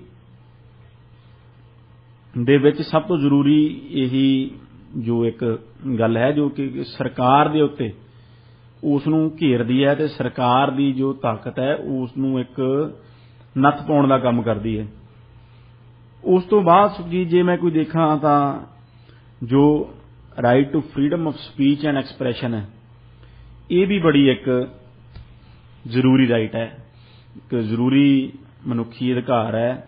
ਜਿਸ ਦੇ ਵਿੱਚ ਕਿ ਬੋਲਣ ਦੀ ਆਜ਼ਾਦੀ ਤੇ ਵਿਚਾਰਾਂ ਦੀ ਆਜ਼ਾਦੀ ਉਹ ਕਿਸੇ ਵੀ ਇੱਕ ਸੱਭਿਅਕ ਸਮਾਜ ਦੇ ਵਿੱਚ ਹੋਣੀ ਬਹੁਤ ਜ਼ਰੂਰੀ ਹੈ, ਜਿਸ ਦੇ ਵਿੱਚ ਰਾਈਟ ਟੂ ਪ੍ਰੋਟੈਸਟ ਨੂੰ ਵੀ ਮੈਂ, ਹਾਲਾਂਕਿ ਰਾਈਟ ਟੂ ਐਸੋਸੀਏਸ਼ਨ ਅਤੇ ਰਾਈਟ ਟੂ ਪ੍ਰੋਟੈਸਟ ਇੱਕ ਦੂਜੇ ਨਾਲ ਮਿਲਦੇ ਨੇ, ਪਰ ਫਰੀडम ਆਫ ਐਕਸਪ੍ਰੈਸ਼ਨ ਦੇ ਵਿੱਚ ਪ੍ਰੋਟੈਸਟ ਨੂੰ ਵੀ ਜੋੜ ਕੇ ਦੇਖਿਆ ਜਾ ਸਕਦਾ ਹੈ, ਕਿਉਂਕਿ ਜਿਸ ਮੁਆਸ਼ਰੇ ਦੇ ਵਿੱਚ ਜਾਂ ਜਿਸ ਸਿਸਟਮ ਦੇ ਵਿੱਚ ਆਪਣੇ ਜੋ ਮਨੁੱਖ ਨੇ ਜਾਂ ਇੰਡੀਵਿਜੂਅਲਸ ਨੇ ਉਹ ਆਪਣੇ ਵਿਚਾਰ ਪੇਸ਼ ਕਰਨ ਲਈ ਆਜ਼ਾਦ ਨਹੀਂ, ਉਸ ਮੁਆਸ਼ਰੇ ਦੇ ਵਿੱਚ ਤਰੱਕੀ ਨਹੀਂ ਹੋ ਸਕਦੀ, ਉਹ ਮੁਆਸ਼ਰਾ ਆਜ਼ਾਦ ਮੁਆਸ਼ਰਾ ਨਹੀਂ ਕਹਾਇਆ ਜਾ ਸਕਦਾ, ਉਸ ਮੁਆਸ਼ਰੇ ਦੇ ਵਿੱਚ ਜੋ ਇਨਸਾਨ ਹੈ ਉਹ ਇੱਕ ਆਜ਼ਾਦ ਜ਼ਿੰਦਗੀ ਨਹੀਂ ਜਿਉ ਸਕਦਾ। So right to freedom of speech and expression ਇਹ ਵੀ ਬੜਾ ਇੱਕ ਜ਼ਰੂਰੀ ਮਨੁੱਖੀ ਅਧਿਕਾਰ ਹੈ। ਉਸ ਤੋਂ ਬਾਅਦ ਜਿਸ ਤਰ੍ਹਾਂ ਅਸੀਂ ਰਾਈਟ ਟੂ ਰਿਲੀਜੀਅਸ ਫਰੀडम ਦੀ ਗੱਲ ਕਰ ਲਈਏ, ਇੱਕ ਧਾਰਮਿਕ ਆਜ਼ਾਦੀ ਕਿ ਧਰਮ ਦੇ ਨਾਂ ਤੇ ਕਿਸੇ ਦੇ ਨਾਲ ਵਿਤਕਰਾ ਨਾ ਕੀਤਾ ਜਾਵੇ, ਇਹ ਵੀ ਇੱਕ ਬੜੀ ਜ਼ਰੂਰੀ ਮਨੁੱਖੀ ਅਧਿਕਾਰ ਹੈ, ਤੇ ਸਭ ਨੂੰ ਆਪਣਾ ਧਰਮ ਪ੍ਰੈਕਟਿਸ ਕਰਨ ਦੀ, ਆਪਣਾ ਧਰਮ ਫੋਲੋ ਕਰਨ ਦੀ, ਪ੍ਰੈਕਟਿਸ ਕਰਨ ਦੀ ਜੋ ਆਜ਼ਾਦੀ ਹੈ, ਇਹ ਇੱਕ ਡੈਮੋਕ੍ਰੈਟਿਕ ਤੇ ਫ੍ਰੀ ਮੁਆਸ਼ਰਿਆਂ ਦੇ ਵਿੱਚ ਇਹ ਬੜੀ ਜ਼ਰੂਰੀ ਹੈ। ਕਿਉਂਕਿ ਜੇ ਅਸੀਂ ਇਤਿਹਾਸਕ ਤੌਰ ਤੇ ਦੇਖੀਏ ਤਾਂ ਬਹੁਤ ਸਾਰੇ ਰਿਲੀਜੀਅਸ ਗਰੁੱਪਸ ਨੂੰ, ਬਹੁਤ ਸਾਰੇ ਲੋਕਾਂ ਨੂੰ ਸਿਰਫ ਇਸ ਲਈ ਹਿੰਸਾ ਦਾ ਨਿਸ਼ਾਨਾ ਬਣਾਇਆ ਗਿਆ ਕਿਉਂਕਿ ਉਹ ਕਿਸੇ ਵੱਖਰੇ ਧਰਮ ਦੇ ਅਨੁਆਈ ਉਸ ਨੂੰ ਮੰਨਣ ਵਾਲੇ ਸਨ ਅਤੇ ਉਹ ਜੋ ਮੈਜੋਰਿਟੀ ਹੈ ਉਹ ਉਸ ਧਰਮ ਦੇ ਖਿਲਾਫ ਸੀ, ਜਾਂ ਜੋ ਰਾਜਾ ਹੈ ਜਾਂ ਸੱਤਾ ਹੈ ਉਸ ਧਰਮ ਦੇ ਖਿਲਾਫ ਸੀ, ਇਸ ਲਈ ਉਹਨਾਂ ਨੂੰ ਹਿੰਸਾ ਦਾ ਸ਼ਿਕਾਰ ਬਣਾਇਆ ਜਾਂਦਾ ਸੀ। ਪਰ ਫਿਰ ਜੋ ਡੈਮੋਕ੍ਰੈਟਿਕ ਮੁਲਕ ਜਦ ਇਸ ਦਾ ਉਭਾਰ ਹੋਇਆ ਜਾਂ ਰਾਈਟਸ ਦੇ ਕਨਸੈਪਟ ਦਾ, ਲਿਬਰਟੀ ਦਾ, ਕਿਉਂਕਿ ਇਹ ਵੀ ਇੱਕ ਇੰਡੀਵਿਜੂਅਲ ਦੀ ਲਿਬਰਟੀ ਦਾ ਹਿੱਸਾ ਹੈ ਕਿ ਉਹ ਕਿਸ ਧਰਮ ਨੂੰ ਫੋਲੋ ਕਰਨਾ ਚਾਹੁੰਦਾ ਹੈ, ਕਿਸ ਤਰ੍ਹਾਂ ਆਪਣੇ ਧਰਮ ਦੀ, ਆਪਣੇ ਇਸ਼ਟ ਦੀ ਪੂਜਾ ਕਰਨਾ ਚਾਹੁੰਦਾ ਹੈ। ਸੋ ਇਸ ਤਰ੍ਹਾਂ ਇਹ ਸਾਰੀਆਂ ਜੋ ਬੇਸਿਕ ਬੁਨਿਆਦੀ ਅਧਿਕਾਰ ਨੇ ਜਾਂ ਲਿਬਰਟੀਜ਼ ਨੇ ਜੋ ਆਜ਼ਾਦ ਮੁਲਕਾਂ ਦੇ ਵਿੱਚ, ਡੈਮੋਕ੍ਰੈਟਿਕ ਮੁਲਕਾਂ ਦੇ ਵਿੱਚ ਇੱਕ ਇੰਡੀਵਿਜੂਅਲ ਨੂੰ ਇਹ ਮੁਹੱਈਆ ਕਰਵਾਈਆਂ ਜਾਂਦੀਆਂ ਨੇ ਜੇ ਉਸ ਦੇ ਕੋਲ ਇਹ ਰਾਈਟਸ ਹੈਗੀਆਂ ਨੇ। ਹੁਣ ਤੁਸੀਂ ਗੱਲ ਕੈਨੇਡਾ ਦੀ ਕੀਤੀ ਕਿ ਕੈਨੇਡਾ ਦੇ ਵਿੱਚ ਕਿਸ ਤਰ੍ਹਾਂ ਇਹਨਾਂ ਰਾਈਟਸ ਨੂੰ ਪ੍ਰੋਟੈਕਟ ਕੀਤਾ ਜਾਂਦਾ ਹੈ, ਤਾਂ ਸੁਖਜੀਤ ਜੀ ਸਭ ਤੋਂ ਪਹਿਲਾਂ ਤਾਂ ਇੱਕ ਜੋ ਕੈਨੇਡਾ ਹੈ ਉਹ ਡੈਮੋਕ੍ਰੈਟਿਕ ਟ੍ਰੈਡੀਸ਼ਨਸ ਨੂੰ ਮੰਨਣ ਵਾਲਾ ਕੰਟਰੀ ਹੈ, ਜੋ ਮੈਗਨਾ ਕਾਰਟਾ ਤੋਂ ਦੇ ਦੌਰ ਤੋਂ ਇੱਕ ਪਰਸਨਲ ਲਿਬਰਟੀ ਵਾਸਤੇ ਇੱਕ ਜੱਦੋਜਹਿਦ ਚੱਲੀ ਆ ਰਹੀ ਸੀ, ਜਾਂ ਇੱਕ ਡੈਮੋਕ੍ਰੈਟਿਕ ਫਾਰਮ ਆਫ ਗਵਰਨਮੈਂਟ ਜੋ ਇੰਗਲੈਂਡ ਦੇ ਵਿੱਚ ਸੀ। ਸੋ ਕੈਨੇਡਾ ਨੇ ਉਸੇ ਫਾਰਮ ਆਫ ਗਵਰਨਮੈਂਟ ਨੂੰ ਤੇ ਉਹਨਾਂ ਹੀ ਜੋ ਡੈਮੋਕ੍ਰੈਟਿਕ ਟ੍ਰੈਡੀਸ਼ਨਸ ਨੇ ਉਹਨਾਂ ਨੂੰ ਫੋਲੋ ਕਰਨਾ ਸ਼ੁਰੂ ਕੀਤਾ, ਤੇ ਜਿਸ ਦੇ ਤਹਿਤ ਕਿ 1982 ਦੇ ਵਿੱਚ Canadian charter of rights and freedoms ਜੋ ਕੈਨੇਡਾ ਦੇ ਵਿੱਚ ਅਡਾਪਟ ਤੇ ਇਨੈਕਟ ਕੀਤਾ ਗਿਆ, ਜੋ ਕਿ ਇੱਕ ਸਭ ਤੋਂ ਜ਼ਰੂਰੀ ਦਸਤਾਵੇਜ਼ ਹੈ ਜੇ ਤੁਸੀਂ ਅੱਜ ਦੇ ਦੌਰ ਦੇ ਵਿੱਚ, ਅੱਜ ਦੇ ਸਮੇਂ ਦੇ ਵਿੱਚ ਮਨੁੱਖੀ ਅਧਿਕਾਰਾਂ ਦੀ ਜਾਂ ਪਰਸਨਲ ਲਿਬਰਟੀ ਦੀ ਗੱਲ ਕਰਨੀ ਹੋਵੇ ਕੈਨੇਡਾ ਦੇ ਵਿੱਚ, ਤਾਂ ਜੋ ਸਭ ਤੋਂ ਜ਼ਰੂਰੀ ਡਾਕੂਮੈਂਟ ਹੈ ਉਹ ਚਾਰਟਰ ਆਫ ਰਾਈਟਸ ਹੈ, ਜੋ ਕਿ ਕੈਨੇਡਾ ਦੇ ਨਾਗਰਿਕਾਂ ਦਾ ਜਾਂ ਇੱਥੇ ਦੇ ਵਸਿੰਦਿਆਂ ਦਾ ਸਰਕਾਰੀ ਤਾਕਤ ਦੀ ਦੁਰਵਰਤੋਂ ਦੇ ਖਿਲਾਫ ਜਾਂ ਉਹਨਾਂ ਦੇ ਹੋਰ ਜੋ ਹਿਊਮਨ ਰਾਈਟਸ ਨੇ ਉਹਨਾਂ ਦੀ ਉਲੰਘਣਾ ਦੇ ਖਿਲਾਫ ਇੱਕ ਸਭ ਤੋਂ ਜੋ ਤਕੜੀ ਢਾਲ ਹੈ ਉਹ ਕੈਨੇਡੀਅਨ ਜੋ ਚਾਰਟਰ ਆਫ ਰਾਈਟਸ ਹੈ। ਇਸ ਦੇ ਵਿੱਚ ਜਿਸ ਤਰ੍ਹਾਂ ਅਸੀਂ ਪਹਿਲਾਂ ਚਰਚਾ ਕੀਤੀ ਕਿ ਜੋ ਰਾਈਟਸ ਕਿਸ ਤਰ੍ਹਾਂ ਦੀਆਂ ਨੇ, ਜੋ ਸੈਕਸ਼ਨ 2 ਹੈ ਉਹ ਫਰੀडम ਆਫ ਕੌਨਸਾਇੰਸ ਐਂਡ ਰਿਲੀਜਨ ਦੀ ਗੱਲ ਕਰਦਾ ਹੈ, freedom of thought, belief, opinion, expression including freedom of press and other media ਦੀ ਗੱਲ ਕਰਦਾ ਹੈ। ਸੋ ਜੋ ਫਰੀडम ਆਫ ਪ੍ਰੈਸ ਹੈ ਉਹ ਵੀ ਇੱਕ ਸਾਡੀ ਇੱਥੇ ਕੈਨੇਡਾ ਦੇ ਵਿੱਚ ਚਾਰਟਰ ਰਾਈਟ ਹੈ, ਤੇ ਡੈਮੋਕ੍ਰੈਟਿਕ ਰਾਈਟਸ ਦੇ ਵਿੱਚ ਉਹ ਗੱਲ ਕਰਦਾ ਹੈ ਕਿ every citizen of Canada has the right to vote in an election. ਤੇ ਇਸ ਤਰ੍ਹਾਂ ਜੋ ਅਡਲਟ ਫਰੈਂਚਾਈਜ਼ ਹੈ, ਸਭ ਅਡਲਟ ਬੰਦਿਆਂ ਨੂੰ ਜੋ ਹੈ ਉਹ ਵੋਟਾਂ ਪਾਉਣ ਦਾ ਜੋ ਅਧਿਕਾਰ ਹੈ ਉਹ ਵੀ ਚਾਰਟਰ ਨੇ ਦਿੱਤਾ ਹੈ। ਇਸ ਦੇ ਵਿੱਚ ਮੋਬਿਲਿਟੀ ਰਾਈਟਸ ਵੀ ਨੇ, जो कि अज देखो चर्चा का विषय बनिया हुआ है कि वो सैक्शन 6 है जो कहता है कि every citizen of Canada has the right to enter remain and leave Canada. Every citizen of Canada and every person who has the status of a permanent resident of Canada has the right to move and take up residence in any province to pursue the gaining of a livelihood in any province। So ਇਹ ਇੱਕ personal mobility ਦੀ ਗੱਲ ਕਰਦਾ ਹੈ, freedom ਇੱਕ free ਤਰੀਕੇ ਨਾਲ Canada ਦੇ ਵਿੱਚ ਘੁੰਮਣ, ਕਿਸੇ ਪ੍ਰੋਵਿੰਸ ਵਿੱਚ ਜਾਣ, ਆਪਣਾ ਲਾਈਵਲੀਹੁੱਡ, ਆਪਣੀ ਰੋਜ਼ੀ ਰੋਟੀ ਕਮਾਉਣ ਦੀ ਗੱਲ ਕਰਦਾ ਹੈ। ਅਤੇ ਸੈਕਸ਼ਨ 7 ਜੋ ਹੈ ਉਹ right to life, liberty and security of person ਦੀ ਗੱਲ ਕਰਦਾ ਹੈ, ਜਿਸ ਦੀ ਚਰਚਾ ਅਸੀਂ ਪਹਿਲਾਂ ਕੀਤੀ ਕਿ ਜੋ ਰਾਈਟ ਟੂ ਲਾਈਫ ਹੈ ਉਹ ਫੰਡਾਮੈਂਟਲ ਰਾਈਟ ਹੈ। ਉਸੇ ਰਾਈਟ ਨੂੰ ਜੋ ਸੈਕਸ਼ਨ 7 ਹੈ ਜੋ ਚਾਰਟਰ ਆਫ ਰਾਈਟਸ ਦਾ, ਉਹ ਕਹਿੰਦਾ ਹੈ ਕਿ everyone has the right to life, liberty and security of person and the right not to be deprived thereof except in accordance with the principles of fundamental justice. So ਇੱਥੇ ਵੀ ਇਹੀ ਗੱਲ ਕਹੀ ਗਈ ਹੈ ਕਿ ਜੋ ਤੁਹਾਡੀ ਇੱਕ ਸ਼ਖਸੀ ਆਜ਼ਾਦੀ ਹੈ, ਜੋ ਇੱਕ ਪਰਸਨਲ ਫਰੀडम ਹੈ, ਉਹ ਤੁਹਾਡੀ ਇੱਕ ਬੋਡੀਲੀ ਫਰੀडम ਹੈ, ਉਸ ਨੂੰ ਸਰਕਾਰ ਅਜਾਈਂ ਨਹੀਂ ਖੋ ਸਕਦੀ। ਉਸ ਨੂੰ ਉਸ ਤੇ ਸਿਰਫ ਅੰਕੁਸ਼, ਉਸ ਨੂੰ ਉਸ ਤੇ ਸਿਰਫ ਰੋਕਾਂ ਉਹਨਾਂ ਹੀ ਕੇਸਿਸ ਦੇ ਵਿੱਚ ਲਾਈਆਂ ਜਾ ਸਕਦੀਆਂ ਨੇ ਜਿੱਥੇ ਕਿ ਇੱਕ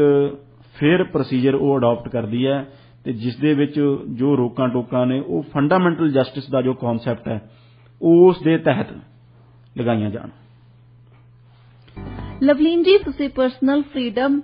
ਅਤੇ ਸਿਵਲ ਲਿਬਰਟੀਜ਼ ਬਾਰੇ ਜਾਣਕਾਰੀ ਦਿੱਤੀ ਸਾਡੇ ਸਰੋਤਿਆਂ ਨੂੰ। ਕੀ ਇਹ ਰਾਈਟਸ ਐਬਸੋਲਿਊਟ ਨੇ ਅਤੇ ਸਰਕਾਰ ਇਹਨਾਂ ਉੱਤੇ ਕੋਈ ਰੋਕ ਟੋਕ ਨਹੀਂ ਲਗਾ ਸਕਦੀ? ਸੁਖਜੀਤ ਜੀ, ਅਸੀਂ ਪਹਿਲਾਂ ਜਿਸ ਤਰ੍ਹਾਂ ਸਾਰੇ ਰਾਈਟਸ ਦੇ ਕਨਸੈਪਟ, ਪਰਸਨਲ ਲਿਬਰਟੀ ਦੇ ਕਨਸੈਪਟ ਦੇ ਇਤਿਹਾਸ ਤੇ ਇੱਕ ਝਾਤ ਮਾਰੀ। ਜੋ ਤੁਸੀਂ ਮੈਨੂੰ ਸਵਾਲ ਪੁੱਛਿਆ ਕਿ ਇਹ ਰਾਈਟਸ ਐਬਸੋਲਿਊਟ ਨੇ, ਇਸ ਦਾ ਜਵਾਬ ਹੈ ਨਹੀਂ। ਇਹ ਰਾਈਟਸ ਬਿਲਕੁਲ ਐਬਸੋਲਿਊਟ ਨਹੀਂ। ਇਹਨਾਂ ਰਾਈਟਸ ਦੇ ਉੱਤੇ ਸਮੇਂ ਤੋਂ ਸਮੇਂ ਜੋ ਸਰਕਾਰ ਹੈ ਉਹ ਇੱਕ ਗ੍ਰੇਟਰ ਸੋਸ਼ਲ ਗੁੱਡ ਦੇ ਲਈ, ਸਮਾਜ ਦੇ ਹਿੱਤਾਂ ਦੀ ਰਾਖੀ ਕਰਨ ਦੇ ਲਈ ਸਮੇਂ ਤੋਂ ਸਮੇਂ ਜੋ ਸਰਕਾਰ ਹੈ ਉਹਨਾਂ ਦੇ ਉੱਤੇ ਰੀਜ਼ਨੇਬਲ ਇੱਕ ਰੋਕ ਟੋਕ ਹੈ ਜਾਂ ਉਸ ਦੇ ਉੱਤੇ ਰੀਜ਼ਨੇਬਲ ਅੰਕੁਸ਼ ਹੈ ਜਾਂ ਉਹ ਲਾ ਸਕਦੀ ਹੈ। ਸਰਕਾਰ ਇਹੋ ਜਿਹੇ ਕਾਨੂੰਨ ਬਣਾ ਸਕਦੀ ਹੈ ਜਿਸ ਦੇ ਵਿੱਚ ਕੀ ਹੋ ਸਕਦਾ ਹੈ ਕਿਸੇ ਨਾ ਕਿਸੇ ਇਸ ਤਰ੍ਹਾਂ ਦੀ ਰਾਈਟਸ ਦੀ, ਸਿਵਲ ਲਿਬਰਟੀ ਦੀ ਉਲੰਘਣਾ ਹੋਵੇ ਪਰ ਉਹ ਕਾਨੂੰਨ ਜਾਇਜ਼ ਮੰਨੇ ਜਾਂਦੇ ਨੇ। ਜਿਸ ਤਰ੍ਹਾਂ ਕਿ ਮੈਂ ਤੁਹਾਨੂੰ ਐਗਜ਼ਾਮਪਲ ਦੇਵਾਂ ਤਾਂ ਅਸੀਂ ਪਹਿਲਾਂ ਕੈਨੇਡੀਅਨ ਚਾਰਟਰ ਆਫ ਰਾਈਟਸ ਦੀ ਗੱਲ ਕੀਤੀ ਜੀ। ਜੇ ਮੈਂ ਤੁਹਾਨੂੰ ਚਾਰਟਰ ਆਫ ਰਾਈਟਸ ਦੇ ਵਿੱਚੋਂ ਐਗਜ਼ਾਮਪਲ ਦੇਵਾਂ ਤਾਂ ਜੋ section 1 of Canadian charter of rights and freedoms ਉਹ ਕਹਿੰਦਾ ਹੈ ਕਿ the Canadian charter of rights and freedoms guarantees the rights and freedoms set out in the subject only to such reasonable limits prescribed by law as can be demonstrably justified in a free and democratic society। So जो charter of rights ਦਾ ਪਹਿਲਾ section, the first section itself ਉਹ ਇਸ ਗੱਲ ਦੀ ਚਰਚਾ ਕਰਦਾ ਹੈ ਕਿ ਜੋ ਇਹ ਅਧਿਕਾਰ ਨੇ ਇਹਨਾਂ ਦੇ ਉੱਤੇ ਰੀਜ਼ਨੇਬਲ ਲਿਮਿਟਸ, ਇੱਕ ਜਾਇਜ਼ ਰੋਕ ਜੋ ਸਰਕਾਰ ਹੈ ਉਹ ਸਮੇਂ ਤੋਂ ਸਮੇਂ ਲਗਾ ਸਕਦੀ ਹੈ। ਜਿਸ ਦੀ ਮੈਂ ਤੁਹਾਨੂੰ ਜੇ ਇੱਕ ਉਦਾਹਰਨ ਦੇਵਾਂ ਸੁਖਜੀਤ ਜੀ ਤਾਂ ਉਹ ਇਹ ਹੈ ਕਿ ਦੇਖੋ ਜਿਵੇਂ freedom of speech and expression ਦੀ ਅਸੀਂ ਗੱਲ ਕੀਤੀ ਜੀ, ਸਾਨੂੰ ਸਭ ਨੂੰ ਬੋਲਣ ਦਾ ਅਧਿਕਾਰ ਹੈ ਪਰ ਸਾਨੂੰ ਕਿਸੇ ਦਾ ਕੈਰੈਕਟਰ ਅਸੈਸੀਨੇਸ਼ਨ ਕਰਨ ਦਾ, ਕਿਸੇ ਨੂੰ ਡੀਫੇਮ ਕਰਨ ਦਾ ਅਧਿਕਾਰ ਨਹੀਂ ਹੈ ਜੀ। ਸਾਨੂੰ ਹੇਟ ਸਪੀਚ ਦੇਣ ਦਾ ਅਧਿਕਾਰ ਨਹੀਂ ਹੈ, ਸਾਨੂੰ ਅਜਿਹੀ ਹੇਟ ਸਪੀਚ ਦੇਣ ਦਾ ਅਧਿਕਾਰ ਨਹੀਂ ਜਿਸ ਦੇ ਨਾਲ ਕਿ ਹਿੰਸਾ ਭੜਕੇ ਜਾਂ ਸਮਾਜ ਦੇ ਵਿੱਚ ਜੋ ਅਮਨ ਕਾਨੂੰਨ ਹੈ ਉਹ ਖਤਰੇ ਵਿੱਚ ਪੈ ਜਾਵੇ। ਸੋ ਇਸ ਲਈ ਜੋ ਸਰਕਾਰ ਇਹਨਾਂ ਚੀਜ਼ਾਂ ਨੂੰ, ਚਾਹੇ ਉਹ ਡੈਫਾਮੇਸ਼ਨ ਦੇ ਖਿਲਾਫ ਕਾਨੂੰਨ ਹੋਣ, ਚਾਹੇ ਉਹ ਇਸ ਤਰ੍ਹਾਂ ਦੇ ਕਾਨੂੰਨ ਹੋਣ ਜੋ ਹੇਟ ਸਪੀਚ ਨੂੰ ਰੋਕਦੇ ਆ, ਇਸ ਤਰ੍ਹਾਂ ਦੇ ਰੈਗੂਲੇਸ਼ਨਸ ਹੋਣ, ਸੋਸ਼ਲ ਮੀਡੀਆ ਤੇ ਵੀ ਨੇ, ਸੋ ਉਹ ਸਰਕਾਰ ਲਿਆ ਸਕਦੀ ਹੈ। ਉਹ ਇੱਕ ਡੈਮੋਕ੍ਰੈਟਿਕ ਮੁਆਸ਼ਰੇ ਦੇ ਵਿੱਚ ਉਹਨਾਂ ਨੂੰ ਜਾਇਜ਼ ਮੰਨਿਆ ਜਾਂਦਾ ਹੈ। ਸੋ ਇਸ ਲਈ ਇਹ ਕੋਈ ਵੀ ਰਾਈਟਸ ਆ ਜੋ ਇਹ ਐਬਸੋਲੂਟ ਨਹੀਂ। Right to life and liberty ਦੀ ਅਸੀਂ ਗੱਲ ਕਰੀਏ ਜਾਂ ਲਿਬਰਟੀ ਹੈ, ਦੇਖੋ right to life and liberty absolute ਨਹੀਂ। ਜੇ ਕੋਈ ਕਿਸੇ ਦਾ ਹੁਣ ਕੋਈ ਕਤਲ ਕਰ ਦਿੰਦਾ ਹੈ ਤਾਂ ਉਸ ਦੀ ਜੋ ਲਿਬਰਟੀ ਹੈ ਜਾਂ ਉਸ ਦੀ ਰਾਈਟ ਟੂ ਲਾਈਫ ਹੈ ਉਹਨੂੰ ਸਰਕਾਰ ਖੋਹ ਸਕਦੀ ਹੈ, ਉਸ ਨੂੰ ਚੱਕ ਕੇ ਜੇਲ੍ਹ 'ਚ ਸਿੱਟ ਸਕਦੀ ਹੈ। ਪਰ ਉਹ ਕੰਮ ਜੋ ਹੈ ਉਹਨਾਂ ਨੂੰ ਬਾਏ ਪ੍ਰੋਸੀਜਰ ਕਰਨਾ ਪਵੇਗਾ, ਫੇਅਰ ਟ੍ਰਾਇਲ ਦੇਣੀ ਪਵੇਗੀ। ਇਸ ਲਈ ਜੋ ਕੋਈ ਵੀ ਰਾਈਟਸ ਹੈ ਇਹ ਐਬਸੋਲੂਟ ਨਹੀਂ, ਇਹਨਾਂ ਦੇ ਇੱਕ ਸੱਭਿਅਕ ਸਮਾਜ ਦੇ ਵਿੱਚ ਇਹ ਰਾਈਟਸ ਨੇ, ਇਹ ਨਿਰੰਕੁਸ਼ ਨਹੀਂ ਹੋ ਸਕਦੀਆਂ। ਜੇ ਇਹ ਰਾਈਟਸ ਐਬਸੋਲੂਟ ਹੋਣ ਤਾਂ ਸਮਾਜ ਦੇ ਵਿੱਚ ਅਰਾਜਕਤਾ ਫੈਲ ਜਾਵੇ। There will be no democracy but anarchy in the society if these rights are said to be absolute. ਜੇ ਇਹਨਾਂ ਸਰਕਾਰ ਦਾ ਕੰਮ ਕੀ ਹੈ? ਸਰਕਾਰ ਦਾ ਕੰਮ ਇਹ ਹੈ ਕਿ ਉਸਨੇ ਇੱਕ ਸਮਾਜਿਕ ਜੋ ਇੱਕ ਵਿਵਸਥਾ ਹੈ, ਸੋਸ਼ਲ ਆਰਡਰ ਹੈ, ਉਸ ਨੂੰ ਬਣਾ ਕੇ ਰੱਖਣਾ ਹੈ। ਸਮਾਜ ਦੇ ਵਿੱਚ ਅਮਨ ਕਾਨੂੰਨ ਰੱਖਣਾ ਹੈ। ਸਮਾਜ ਦੇ ਵਿੱਚ ਇੱਕ ਮੁਆਸ਼ਰੇ ਨੂੰ ਉਸਦੇ ਪੈਰ ਜਮਾ ਕੇ ਰੱਖਣੇ ਨੇ, ਇੱਕ ਇਕਨੋਮੀ ਨੂੰ ਵਧੀਆ ਸ਼ੇਪ ਦੇ ਵਿੱਚ ਰੱਖਣਾ ਹੈ। ਸਮਾਜ ਨੂੰ ਇੱਕ ਹੈਲਦੀ ਸੁਸਾਇਟੀ ਬਣਾ ਕੇ ਰੱਖਣੀ ਹੈ, ਜਿਸ ਦੇ ਲਈ ਉਸ ਨੂੰ ਸਮੇਂ ਤੋਂ ਸਮੇਂ ਇਹੋ ਜਿਹੇ ਕਾਨੂੰਨ ਬਣਾਉਣੇ ਪੈਂਦੇ ਨੇ, ਇਹੋ ਜਿਹੇ ਰੈਗੂਲੇਸ਼ਨ ਬਣਾਉਣੇ ਪੈਂਦੇ ਨੇ, ਜਿਸ ਦੇ ਨਾਲ ਕਿ ਜੋ ਇਹ ਪਰਸਨਲ ਲਿਬਰਟੀਜ਼ ਨੇ ਜਾਂ ਫਰੀਡਮਸ ਨੇ ਉਹਨਾਂ ਦੇ ਉੱਤੇ ਜਾਇਜ਼ ਰੋਕਾਂ ਸਰਕਾਰ ਲਾਉਂਦੀ ਹੈ। ਜੇ ਇਸ ਤਰ੍ਹਾਂ ਸਰਕਾਰ ਨਾ ਕਰੇ ਤਾਂ ਸਮਾਜ ਦੇ ਵਿੱਚ ਅਰਾਜਕਤਾ ਫੈਲ ਜਾਵੇ, ਅਨਾਰਕੀ ਆ ਜਾਵੇ ਤੇ ਜੋ ਸਮਾਜਿਕ ਤਾਣਾ ਬਾਣਾ ਹੈ ਉਹ ਸਭ ਟੁੱਟ ਕੇ ਸਮਾਜ ਤਬਾਹ ਹੋ ਜਾਵੇ। ਜੀ ਬਿਲਕੁਲ ਸਹੀ ਕਿਹਾ ਤੁਸੀਂ। ਲਵਲੀਨ ਜੀ, ਜਿਵੇਂ ਫਰੀडम ਕਨਵॉय ਦੇ ਆਰਗੇਨਾਈਜ਼ਰਸ ਨੇ ਵੈਕਸੀਨ ਮੈਂਡੇਟ ਨੂੰ ਆਪਣੀ ਨਿੱਜੀ ਆਜ਼ਾਦੀ ਦੀ ਉਲੰਘਣਾ ਦੱਸਿਆ। ਫਰੀडम ਕਨਵॉय ਦੀ ਇਸ ਸੋਚ ਨੂੰ ਤੁਸੀਂ ਕਿਸ ਤਰ੍ਹਾਂ ਦੇਖਦੇ ਹੋ? ਸੁਖਜੀਤ ਜੀ, ਜਿਸ ਤਰ੍ਹਾਂ ਅਸੀਂ ਚਰਚਾ ਕੀਤੀ ਕਿ ਜੋ ਫਰੀडम्स ਨੇ ਇਹ ਐਬਸੋਲੂਟ ਨਹੀਂ, ਇਹ ਨਿਰੰਕੁਸ਼ ਨਹੀਂ ਹੋ ਸਕਦੀਆਂ। ਤੁਸੀਂ ਆਜ਼ਾਦੀ ਦਾ ਨਾਂ ਲੈ ਕੇ ਜਾਂ ਫਰੀडम ਦਾ ਨਾਂ ਲੈ ਕੇ ਆਪਣੀ ਮਨਮਰਜ਼ੀ ਨਹੀਂ ਕਰ ਸਕਦੇ। ਤੁਹਾਨੂੰ ਜੋ ਇੱਕ ਸਮਾਜਿਕ ਤਾਣਾ ਬਾਣਾ ਹੈ, ਜੋ ਇੱਕ ਸੋਸ਼ਲ ਆਰਡਰ ਹੈ, ਉਸ ਨੂੰ ਬਣਾਉਣ ਦੀ ਵੀ ਜ਼ਿੰਮੇਵਾਰੀ ਸਰਕਾਰਾਂ ਦੀ ਹੁੰਦੀ ਹੈ। ਜੇ ਤੁਹਾਡੀ ਪਰਸਨਲ ਲਿਬਰਟੀ ਹੈ ਉਸ ਨੂੰ ਪ੍ਰੋਟੈਕਟ ਕਰਨਾ ਸਰਕਾਰ ਦੀ, ਸਰਕਾਰੀ ਏਜੰਸੀਆਂ ਦੀ ਅਤੇ ਕਾਨੂੰਨ ਦੀ ਜ਼ਿੰਮੇਵਾਰੀ ਹੈ।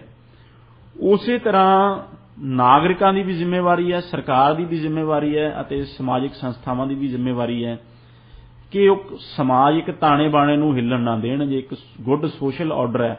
ਜਿਸ ਦੇ ਵਿੱਚ ਇੱਕ ਸਿਵਲਾਈਜ਼ਡ ਸੁਸਾਇਟੀ ਰਹਿ ਸਕੇ, ਉਸ ਸਮਾਜਿਕ ਤਾਣੇ ਬਾਣੇ ਨੂੰ ਬਣਾ ਕੇ ਰੱਖਣਾ ਵੀ ਸਰਕਾਰ ਦੀ ਜ਼ਿੰਮੇਵਾਰੀ ਹੈ, ਲੋਕਾਂ ਦੀ ਜ਼ਿੰਮੇਵਾਰੀ ਹੈ। ਜਿਸ ਤਰ੍ਹਾਂ ਤੁਸੀਂ ਇਸ ਫਰੀडम ਕਨਵॉय ਦੀ ਗੱਲ ਕੀਤੀ, ਜੋ ਵੱਡੀਆਂ ਰੈਲੀਆਂ ਅੱਜ ਕੱਲ੍ਹ ਕੱਢੀਆਂ ਜਾ ਰਹੀਆਂ ਨੇ ਫਰੀडम ਦੇ ਨਾਮ ਦੇ ਉੱਤੇ, ਪਰਸਨਲ ਲਿਬਰਟੀ ਦੇ ਨਾਮ ਦੇ ਉੱਤੇ, ਉਸ ਦਾ ਅਸੀਂ ਬੈਕਗਰਾਉਂਡ ਜਿਵੇਂ ਤੁਸੀਂ ਆਪਣੀ ਇੰਟਰੋਡਕਸ਼ਨ ਦੇ ਵਿੱਚ ਹੀ ਚਰਚਾ ਕੀਤੀ ਕਿ ਜਦ ਕੋਵਿਡ-19 ਨੇ ਇਸ ਸੰਸਾਰ ਦੇ ਉੱਤੇ ਦਸਤਕ ਦਿੱਤੀ ਅਤੇ ਇਸ ਮਹਾਮਾਰੀ ਨੇ ਤਬਾਹੀ ਫੈਲਾਈ ਤਾਂ ਜੋ ਸਰਕਾਰਾਂ ਸਨ ਉਹਨਾਂ ਦੇ ਅੱਗੇ ਗੰਭੀਰ ਸਮੱਸਿਆਵਾਂ ਖੜੀਆਂ ਸਨ। ਉਹਨਾਂ ਨੇ ਆਪਣੇ ਸ਼ਹਿਰੀਆਂ ਦੀ, ਆਪਣੇ ਸਿਟੀਜ਼ਨਸ ਦੀ ਜੋ ਹੈਲਥ ਹੈ,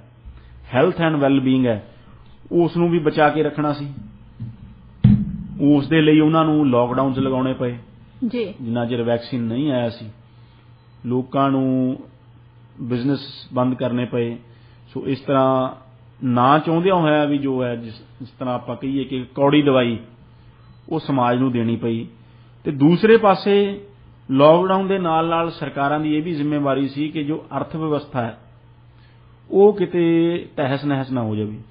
ਕਿਉਂਕਿ ਜੇ ਅਰਥ ਵਿਵਸਥਾ ਤਹਿਸ ਨਹਿਸ ਹੋ ਜਾਂਦੀ ਹੈ ਤਾਂ ਜੋ ਸਮਾਜਿਕ ਤਾਣਾ ਬਾਣਾ ਹੈ ਉਹ ਹਿੱਲ ਜਾਂਦਾ ਹੈ ਤੇ ਸਮਾਜ ਦੇ ਵਿੱਚ ਬਦਅਮਨੀ ਫੈਲਣ ਦਾ ਵੀ ਖਤਰਾ ਹੋ ਜਾਂਦਾ ਹੈ। ਸੋ ਸਰਕਾਰਾਂ ਨੇ ਲੋਕਾਂ ਦੀ ਵੀ ਮਦਦ ਕੀਤੀ, ਲੋਕਾਂ ਨੂੰ ਉਹ ਮੁਆਵਜ਼ਾ ਵੀ ਦਿੱਤਾ ਘਰੇ ਬੈਠਣ ਦਾ, ਜਿਸ ਤਰ੍ਹਾਂ ਕੈਨੇਡਾ ਦੇ ਵਿੱਚ ਸਰਵ ਪ੍ਰੋਗਰਾਮ ਸੀ, ਕੰਪਨੀਜ਼ ਦੀ, ਬਿਜ਼ਨੈਸਿਸ ਦੀ ਵੀ ਮਦਦ ਕੀਤੀ।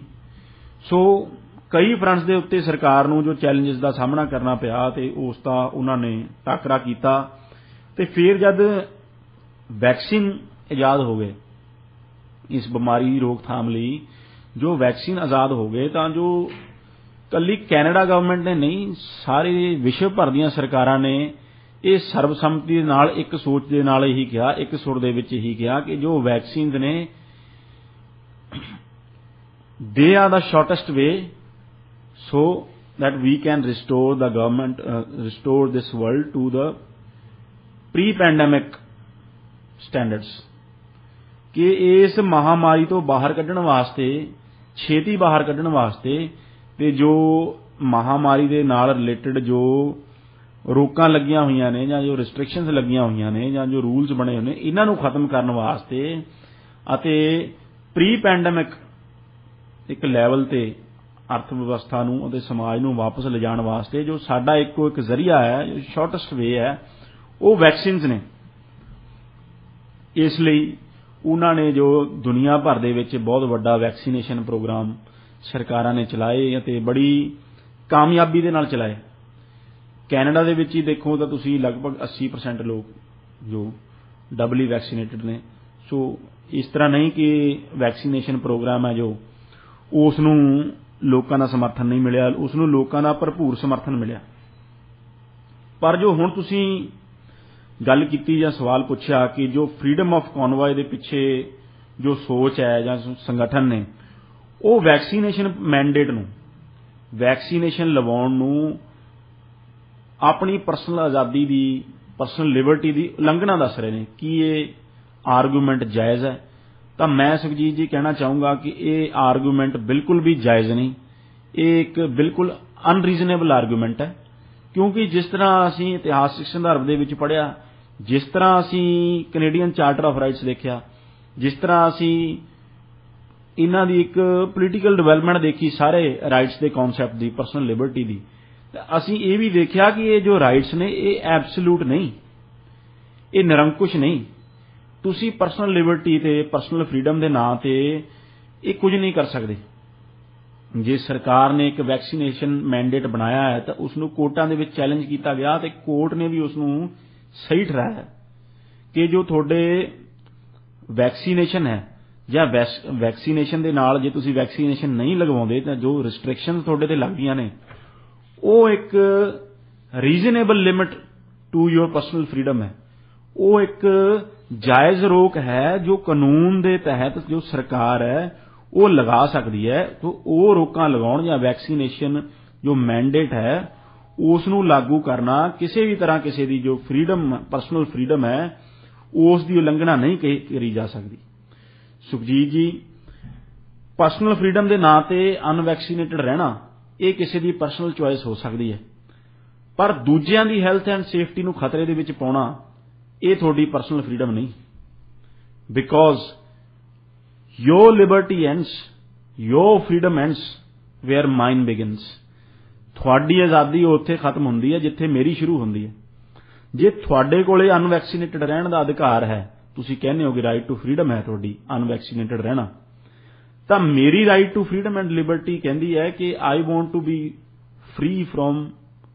ਡਿਜ਼ੀਜ਼। ਮੈਂ ਇਸ ਬਿਮਾਰੀ ਤੋਂ ਆਪਣਾ ਬਚਾਅ ਕਰਨਾ ਚਾਹੁੰਦਾ, ਉਹ ਵੀ ਮੇਰੀ ਇੱਕ ਰਾਈਟ ਹੈ, ਉਹ ਵੀ ਮੇਰੀ ਐਕਸਪੈਕਟੇਸ਼ਨ ਹੈ ਗਵਰਨਮੈਂਟ ਤੋਂ। ਮੈਂ ਆਪਣੀ ਗਵਰਨਮੈਂਟ ਤੋਂ ਐਕਸਪੈਕਟ ਕਰਦਾ ਕਿ ਜੋ ਮੇਰੀ ਗਵਰਨਮੈਂਟ ਹੈ ਉਹ ਇਸ ਮਹਾਮਾਰੀ ਤੋਂ, ਇਸ ਬਿਮਾਰੀ ਤੋਂ ਮੇਰਾ ਬਚਾਅ ਕਰੇਗੀ, ਤੇ ਉਸ ਦੇ ਲਈ ਉਹਦਾ ਵੈਕਸੀਨੇਸ਼ਨ ਪ੍ਰੋਗਰਾਮ ਚਲਾਉਣਾ ਇੱਕ ਬਿਲਕੁਲ ਰੀਜ਼ਨੇਬਲ ਗੱਲ ਹੈ। ਸੋ ਜੋ ਆਜ਼ਾਦੀ ਦੇ ਨਾਂ ਤੇ ਇਸ ਤਰ੍ਹਾਂ ਦੀਆਂ ਗੱਲਾਂ ਕਰ ਰਹੇ ਨੇ, ਉਹ ਇਹ ਭੁੱਲੇ ਬੈਠੇ ਨੇ ਜਾਂ ਉਹ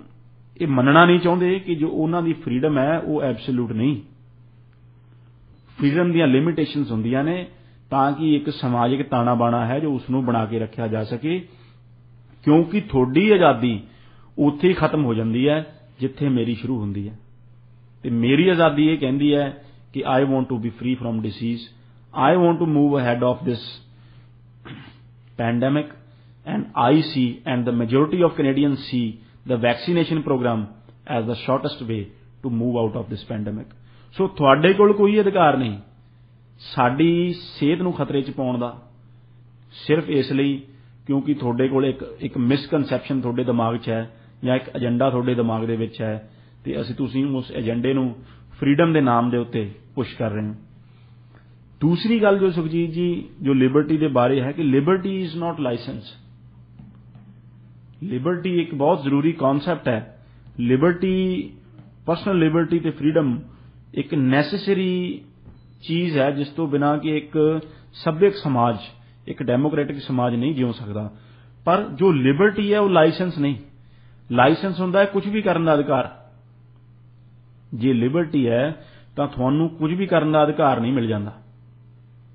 ਤੁਹਾਡੇ ਕੋਲ ਇਹ ਅਧਿਕਾਰ ਨਹੀਂ ਕਿ ਤੁਸੀਂ ਦੂਸਰਿਆਂ ਦੇ ਜੀਵਨ ਦੇ ਵਿੱਚ ਵਾਧਾ ਪਾਓ, ਦੂਸਰਿਆਂ ਦੇ ਜੀਵਨ ਦੇ ਵਿੱਚ ਤੁਸੀਂ ਰੁਕਾਵਟਾਂ ਪੈਦਾ ਕਰੋ ਸਿਰਫ ਇਸ ਲਈ ਕਿ ਤੁਸੀਂ ਇਹ ਮੰਨਦੇ ਹੋ ਕਿ ਤੁਹਾਡੀ ਜੋ ਵੈਕਸੀਨੇਸ਼ਨ ਹੈ ਉਹ ਤੁਹਾਡੀ ਪਰਸਨਲ ਲਿਬਰਟੀ ਦਾ ਉਲੰਘਣ ਹੈ, ਇਸ ਲਈ ਤੁਸੀਂ ਬਾਰਡਰਸ ਬਲੌਕ ਕਰ ਦਿਓ, ਸਪਲਾਈ ਚੇਨਸ ਤੋੜ ਦੇਵੋ, ਜਿਸ ਦੇ ਨਾਲ ਕਿ ਇੱਕ ਆਮ ਵਰਕਿੰਗ ਕਲਾਸ ਬੰਦੇ ਨੂੰ ਬਹੁਤ ਮੁਸ਼ਕਲਾਂ ਦਾ ਜੋ ਸਾਹਮਣਾ ਕਰਨਾ ਪੈ ਰਿਹਾ ਹੈ। ਸੋ ਇਸੇ ਤਰ੍ਹਾਂ ਜੋ ਲਿਬਰਟੀ ਦਾ ਕਨਸੈਪਟ ਹੈ ਉਹ ਐਬਸੋਲੂਟ ਨਹੀਂ, ਜਿਸ ਤਰ੍ਹਾਂ ਇਹ ਕਹਿ ਰਹੇ ਨੇ ਜੋ ਫਰੀडम ਕਨਵॉय ਵਾਲੇ ਲਿਬਰਟੀ ਦੇ ਨਾਂ ਤੇ ਕੁਝ ਵੀ ਕਰਨ ਨੂੰ ਜਾਇਜ਼ ਠਹਿਰਾ ਰਹੇ ਨੇ, ਉਹ ਲਿਬਰਟੀ ਦੇ ਨਾਂ ਤੇ ਕੁਝ ਵੀ ਨਹੀਂ ਕਰ ਰਹੇ, ਕੁਝ ਵੀ ਇਸ ਤਰ੍ਹਾਂ ਆਪਣੀ ਮਨਮਰਜ਼ੀ ਨਹੀਂ ਕਰ ਸਕਦੇ। ਮੈਨੂੰ ਕੁਈਨ ਮੈਰੀ ਐਂਟੋਨੇਟ ਦਾ ਇਸ ਵੇਲੇ ਇੱਕ ਕਥਨ ਯਾਦ ਆਉਂਦਾ ਹੈ ਸੁਖਜੀਤ, ਜੋ ਉਹਨਾਂ ਨੇ ਫ੍ਰੈਂਚ ਰੈਵੋਲੂਸ਼ਨ ਦੇ ਦੌਰਾਨ ਕਿਹਾ ਸੀ। ਜਿਸ ਤਰ੍ਹਾਂ ਅਸੀਂ ਫ੍ਰੈਂਚ ਰੈਵੋਲੂਸ਼ਨ ਦੀ ਗੱਲ ਕੀਤੀ ਜੀ, ਉਸ ਤੋਂ ਬਾਅਦ ਜੋ ਉੱਥੇ ਦੀ ਰੂਲਿੰਗ ਫੈਮਿਲੀ ਸੀ, ਬੋਰਬਨ ਕਿੰਗ ਸੀ ਲੂਈਸ 16ਵੇਂ ਦੀ ਜੋ ਪਤਨੀ ਸੀ ਕੁਈਨ ਮੈਰੀ ਐਂਟੋਨੇਟ, ਉਹ ਵੀ ਇੱਕ ਨਫ਼ਰਤ ਦਾ ਪਾਤਰ ਫ੍ਰੈਂਚ ਲੋਕਾਂ ਦੇ ਮਨ ਦੇ ਵਿੱਚ ਬਣ ਗਈ ਸੀ। ਪਰ ਉਹਨਾਂ ਨੂੰ ਜਦ ਮੌਤ ਦੀ ਸਜ਼ਾ ਦਿੱਤੀ ਗਈ ਅਤੇ ਉਹਨਾਂ ਨੂੰ ਮੌਤ ਦੇ ਘਾਟ ਉਤਾਰਿਆ ਜਾਣਾ ਸੀ ਤਾਂ ਕੁਈਨ ਮੈਰੀ ਐਂਟੋਨੇਟ ਨੂੰ ਵੀ ਉਸ ਕੈਦ ਵਿੱਚ ਇੱਕ ਕੈਦ ਕੀਤਾ ਹੋਇਆ ਸੀ, ਉਸ ਕੈਦ ਚੋਂ ਕੱਢ ਕੇ ਉਹ ਐਗਜ਼ੀਕਿਊਟ ਕਰਨ ਵਾਸਤੇ, ਮੌਤ ਦੇ ਘਾਟ ਉਤਾਰਨ ਵਾਸਤੇ ਲਿਜਾ ਰਹੇ ਸਨ। ਤੇ ਕੁਈਨ ਮੈਰੀ ਐਂਟੋਨੇਟ ਦਾ ਆਖਰੀ ਕਥਨ ਸੀ ਕਿ O liberty what sins are being committed in thy name, ਕਿ ਹੇ ਆਜ਼ਾਦੀ ਤੇਰੇ ਨਾਮ ਤੇ ਇਹ ਕੀ ਪਾਪ ਕੀਤੇ ਜਾ ਰਹੇ ਨੇ। ਸੋ ਸੁਖਜੀਤ ਜੀ, ਉਸੇ ਤਰ੍ਹਾਂ ਮੈਂ ਕਹਿਣਾ ਚਾਹੂੰਗਾ ਅੱਜ ਇਸ ਫ੍ਰੀडम ਕਨਵॉय ਦੇ ਲਈ ਕਿ ਉਹ freedom what sins are being committed in thy name, ਤੇਰੇ ਨਾਮ ਤੇ ਹੇ ਆਜ਼ਾਦੀ ਕੀ ਪਾਪ ਕੀਤੇ ਜਾ ਰਹੇ ਨੇ। ਲਵਲੀਨ ਜੀ, ਅਸੀਂ ਗੱਲਬਾਤ ਕਰ ਰਹੇ ਸੀ ਫ੍ਰੀडम ਕਨਵॉय ਬਾਰੇ। ਕੀ ਤੁਹਾਡੇ ਕਹਿਣ ਦਾ ਮਤਲਬ ਇਹ ਆ ਕਿ ਜੋ ਇਹ ਫ੍ਰੀडम ਕਨਵॉय ਜਾਂ ਫਿਰ ਟਰੱਕਰਸ ਫॉर ਫ੍ਰੀडम ਮਾਰਚ ਦੇ ਪਿੱਛੇ ਕੋਈ ਲੁਕਮਾ ਏਜੰਡਾ ਕੰਮ ਕਰ ਰਿਹਾ? ਸੁਖਜੀਤ ਜੀ, ਜੇ ਅਸੀਂ ਇਸ ਨੂੰ ਦੇਖੀਏ ਧਿਆਨਪੂਰਵਕ, ਇਸ ਫ੍ਰੀडम ਟਰੱਕਰਸ ਫॉर ਫ੍ਰੀडम ਜਾਂ ਫ੍ਰੀडम ਕਨਵॉय ਦੀ ਜੋ ਇਹ ਮਾਰਚਸ ਜਾਂ ਰੈਲੀਜ਼ ਹੋ ਰਹੀਆਂ, ਇਹਨਾਂ ਨੂੰ ਦੇਖੀਏ ਤਾਂ ਇਸ ਦੀ ਸ਼ੁਰੂਆਤ ਉਸ ਵੈਕਸੀਨ ਮੈਂਡੇਟ ਤੋਂ ਹੋਈ, ਜਿਸ ਦੇ ਵਿੱਚ ਕਿ ਗਵਰਨਮੈਂਟ ਨੇ ਕਿਹਾ ਕਿ ਜੋ ਅਨਵੈਕਸੀਨੇਟਡ ਹੈਗੇ ਨੇ, ਜੋ ਟਰੱਕਰਸ ਨੇ, ਉਹਨਾਂ ਨੂੰ ਜੇ ਉਹ ਬਾਰਡਰ ਕ੍ਰਾਸ ਕਰਕੇ ਕੈਨੇਡਾ ਦੇ ਵਿੱਚ ਐਂਟਰ ਕਰਦੇ ਨੇ ਤਾਂ ਉਹਨਾਂ ਨੂੰ, ਜੇ ਅਨਵੈਕਸੀਨੇਟਡ ਨੇ ਤਾਂ ਉਹਨਾਂ ਨੂੰ ਆਪਣੀ ਨੈਗੇਟਿਵ ਰਿਪੋਰਟ ਦੇਣੀ ਪਵੇਗੀ ਜਾਂ ਫਿਰ ਉਹਨਾਂ ਨੂੰ ਕੁਆਰੰਟਾਈਨ ਕਰਨਾ ਪਵੇਗਾ। ਇਸ ਮਸਲੇ ਨੂੰ ਜੜ ਬਣਾ ਕੇ, ਇਸ ਮਸਲੇ ਨੂੰ ਇੱਕ ਬਹੁਤ ਵੱਡਾ ਮੁੱਦਾ ਬਣਾ ਕੇ ਉਹਨਾਂ ਨੇ ਰੈਲੀਜ਼ ਕਰਨੀਆਂ ਸ਼ੁਰੂ ਕੀਤੀਆਂ। ਇੱਕ ਜੋ ਫ੍ਰੀडम ਕਨਵॉय ਹੈ ਉਸ ਨੂੰ ਓਟਵਾ ਤੱਕ ਗਿਆ, ਕੈਨੇਡਾ ਦੀ ਰਾਜਧਾਨੀ ਦੇ ਵਿੱਚ। ਉਹਨਾਂ ਨੇ ਜਿਸ ਤਰ੍ਹਾਂ ਦਾ ਵਤੀਰਾ ਉੱਥੇ ਦਿਖਾਇਆ, ਉਸ ਵਤੀਰੇ ਦੇ ਚੱਲਦੇ ਹੋਇਆਂ ਲੋਕਾਂ ਨੂੰ ਲੱਗਿਆ, ਬਹੁਤ ਸਾਰੇ ਆਬਜ਼ਰਵਰਸ ਨੂੰ ਇਹ ਲੱਗਿਆ ਕਿ ਜੋ ਇਹ ਕਰ ਰਹੇ ਨੇ ਉਹ ਇੱਕ ਆਪਣੇ ਅਸਲ ਏਜੰਡੇ ਤੇ ਸਿਰਫ ਜੋ ਪਰਦਾ ਪਾ ਰਹੇ ਨੇ, ਕਿਉਂਕਿ ਲੋਕਾਂ ਦੇ ਵਿੱਚ ਫਟੀਗ ਹੈ, ਸਾਰੀ ਦੁਨੀਆ ਦੇ ਵਿੱਚ ਫਟੀਗ ਹੈ ਕੋਵਿਡ ਰਿਸਟ੍ਰਿਕਸ਼ਨਸ ਨੂੰ ਲੈ ਕੇ। ਪਰ ਸਾਨੂੰ ਇਸ ਦੌਰ ਦੇ ਵਿੱਚ ਦੀ ਲੰਘਣਾ ਪਵੇਗਾ, ਸਾਨੂੰ ਤਕੜੇ ਹੋ ਕੇ ਇਸ ਦੌਰ ਦੇ ਵਿੱਚ ਦੀ ਲੰਘਣਾ ਪਵੇਗਾ ਫॉर ਅ ਹੈਲਥੀਅਰ ਫਿਊਚਰ। ਪਰ ਉਸ ਫਟੀਗ ਦਾ ਦੁਨੀਆ ਭਰ ਦੇ ਵਿੱਚ ਫਾਇਦਾ ਉਠਾ ਕੇ ਅਸਲ ਦੇ ਵਿੱਚ ਇਹ ਆਪਣਾ ਕੋਈ ਹੋਰ, ਜਿਸ ਤਰ੍ਹਾਂ ਦੇ ਰਾਈਟ ਵਿੰਗ ਗਰੁੱਪਸ ਇਹਨਾਂ ਦੇ ਵਿੱਚ ਸ਼ਾਮਲ ਨੇ, ਜਿਸ ਤਰ੍ਹਾਂ ਦੀਆਂ ਹਰਕਤਾਂ ਇਹਨਾਂ ਨੇ ਉੱਥੇ ਓਟਵਾ ਦੇ ਵਿੱਚ ਜਾ ਕੇ ਕੀਤੀਆਂ,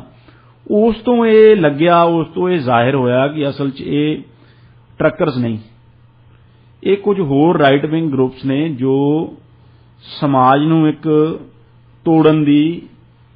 ਸਮਾਜ ਨੂੰ ਵੰਡਣ ਦੀ, ਵੈਕਸੀਨੇਸ਼ਨ ਦੇ ਨਾਮ ਦੇ ਉੱਤੇ, ਵੈਕਸੀਨੇਸ਼ਨ ਮੈਂਡੇਟ ਦੇ ਖਿਲਾਫਤ ਨੂੰ ਇਸਤੇਮਾਲ ਕਰਦੇ ਹੋਏ, ਲੋਕਾਂ ਦੀ ਫਟੀਗ ਨੂੰ ਇਸਤੇਮਾਲ ਕਰਦੇ ਹੋਏ ਇਹ ਸਮਾਜ ਨੂੰ ਵੰਡਣ ਦੀ, ਸੁਸਾਇਟੀ ਨੂੰ ਤੋੜਨ ਦੀ ਅਤੇ ਇੱਕ ਆਪਣਾ ਰਿਗਰੈਸਿਵ ਏਜੰਡਾ, ਪਛਾਂ ਖਿੱਚੂ ਏਜੰਡਾ ਜੋ ਹੈ ਲਾਗੂ ਕਰਨ ਦੀ ਉਹ ਕੋਸ਼ਿਸ਼ ਕਰ ਰਹੇ ਨੇ। ਤੇ ਜਿਸ ਤਰ੍ਹਾਂ ਇਹਨਾਂ ਨੇ ਇਹ ਫ੍ਰੀडम ਤੇ ਲਿਬਰਟੀਜ਼ ਦੀ ਗੱਲ ਸੁਖਜੀਤ ਜੀ ਇਹ ਲੈ ਕੇ ਚੱਲੇ, ਪਰ ਜਿਸ ਤਰ੍ਹਾਂ ਇਹਨਾਂ ਨੇ ਓਟਵਾ ਦੇ ਵਿੱਚ ਜਾ ਕੇ ਨੈਸ਼ਨਲ ਵਾਰ ਮੈਮੋਰੀਅਲ ਜੋ ਹੈ उसकी बेहुरमती की।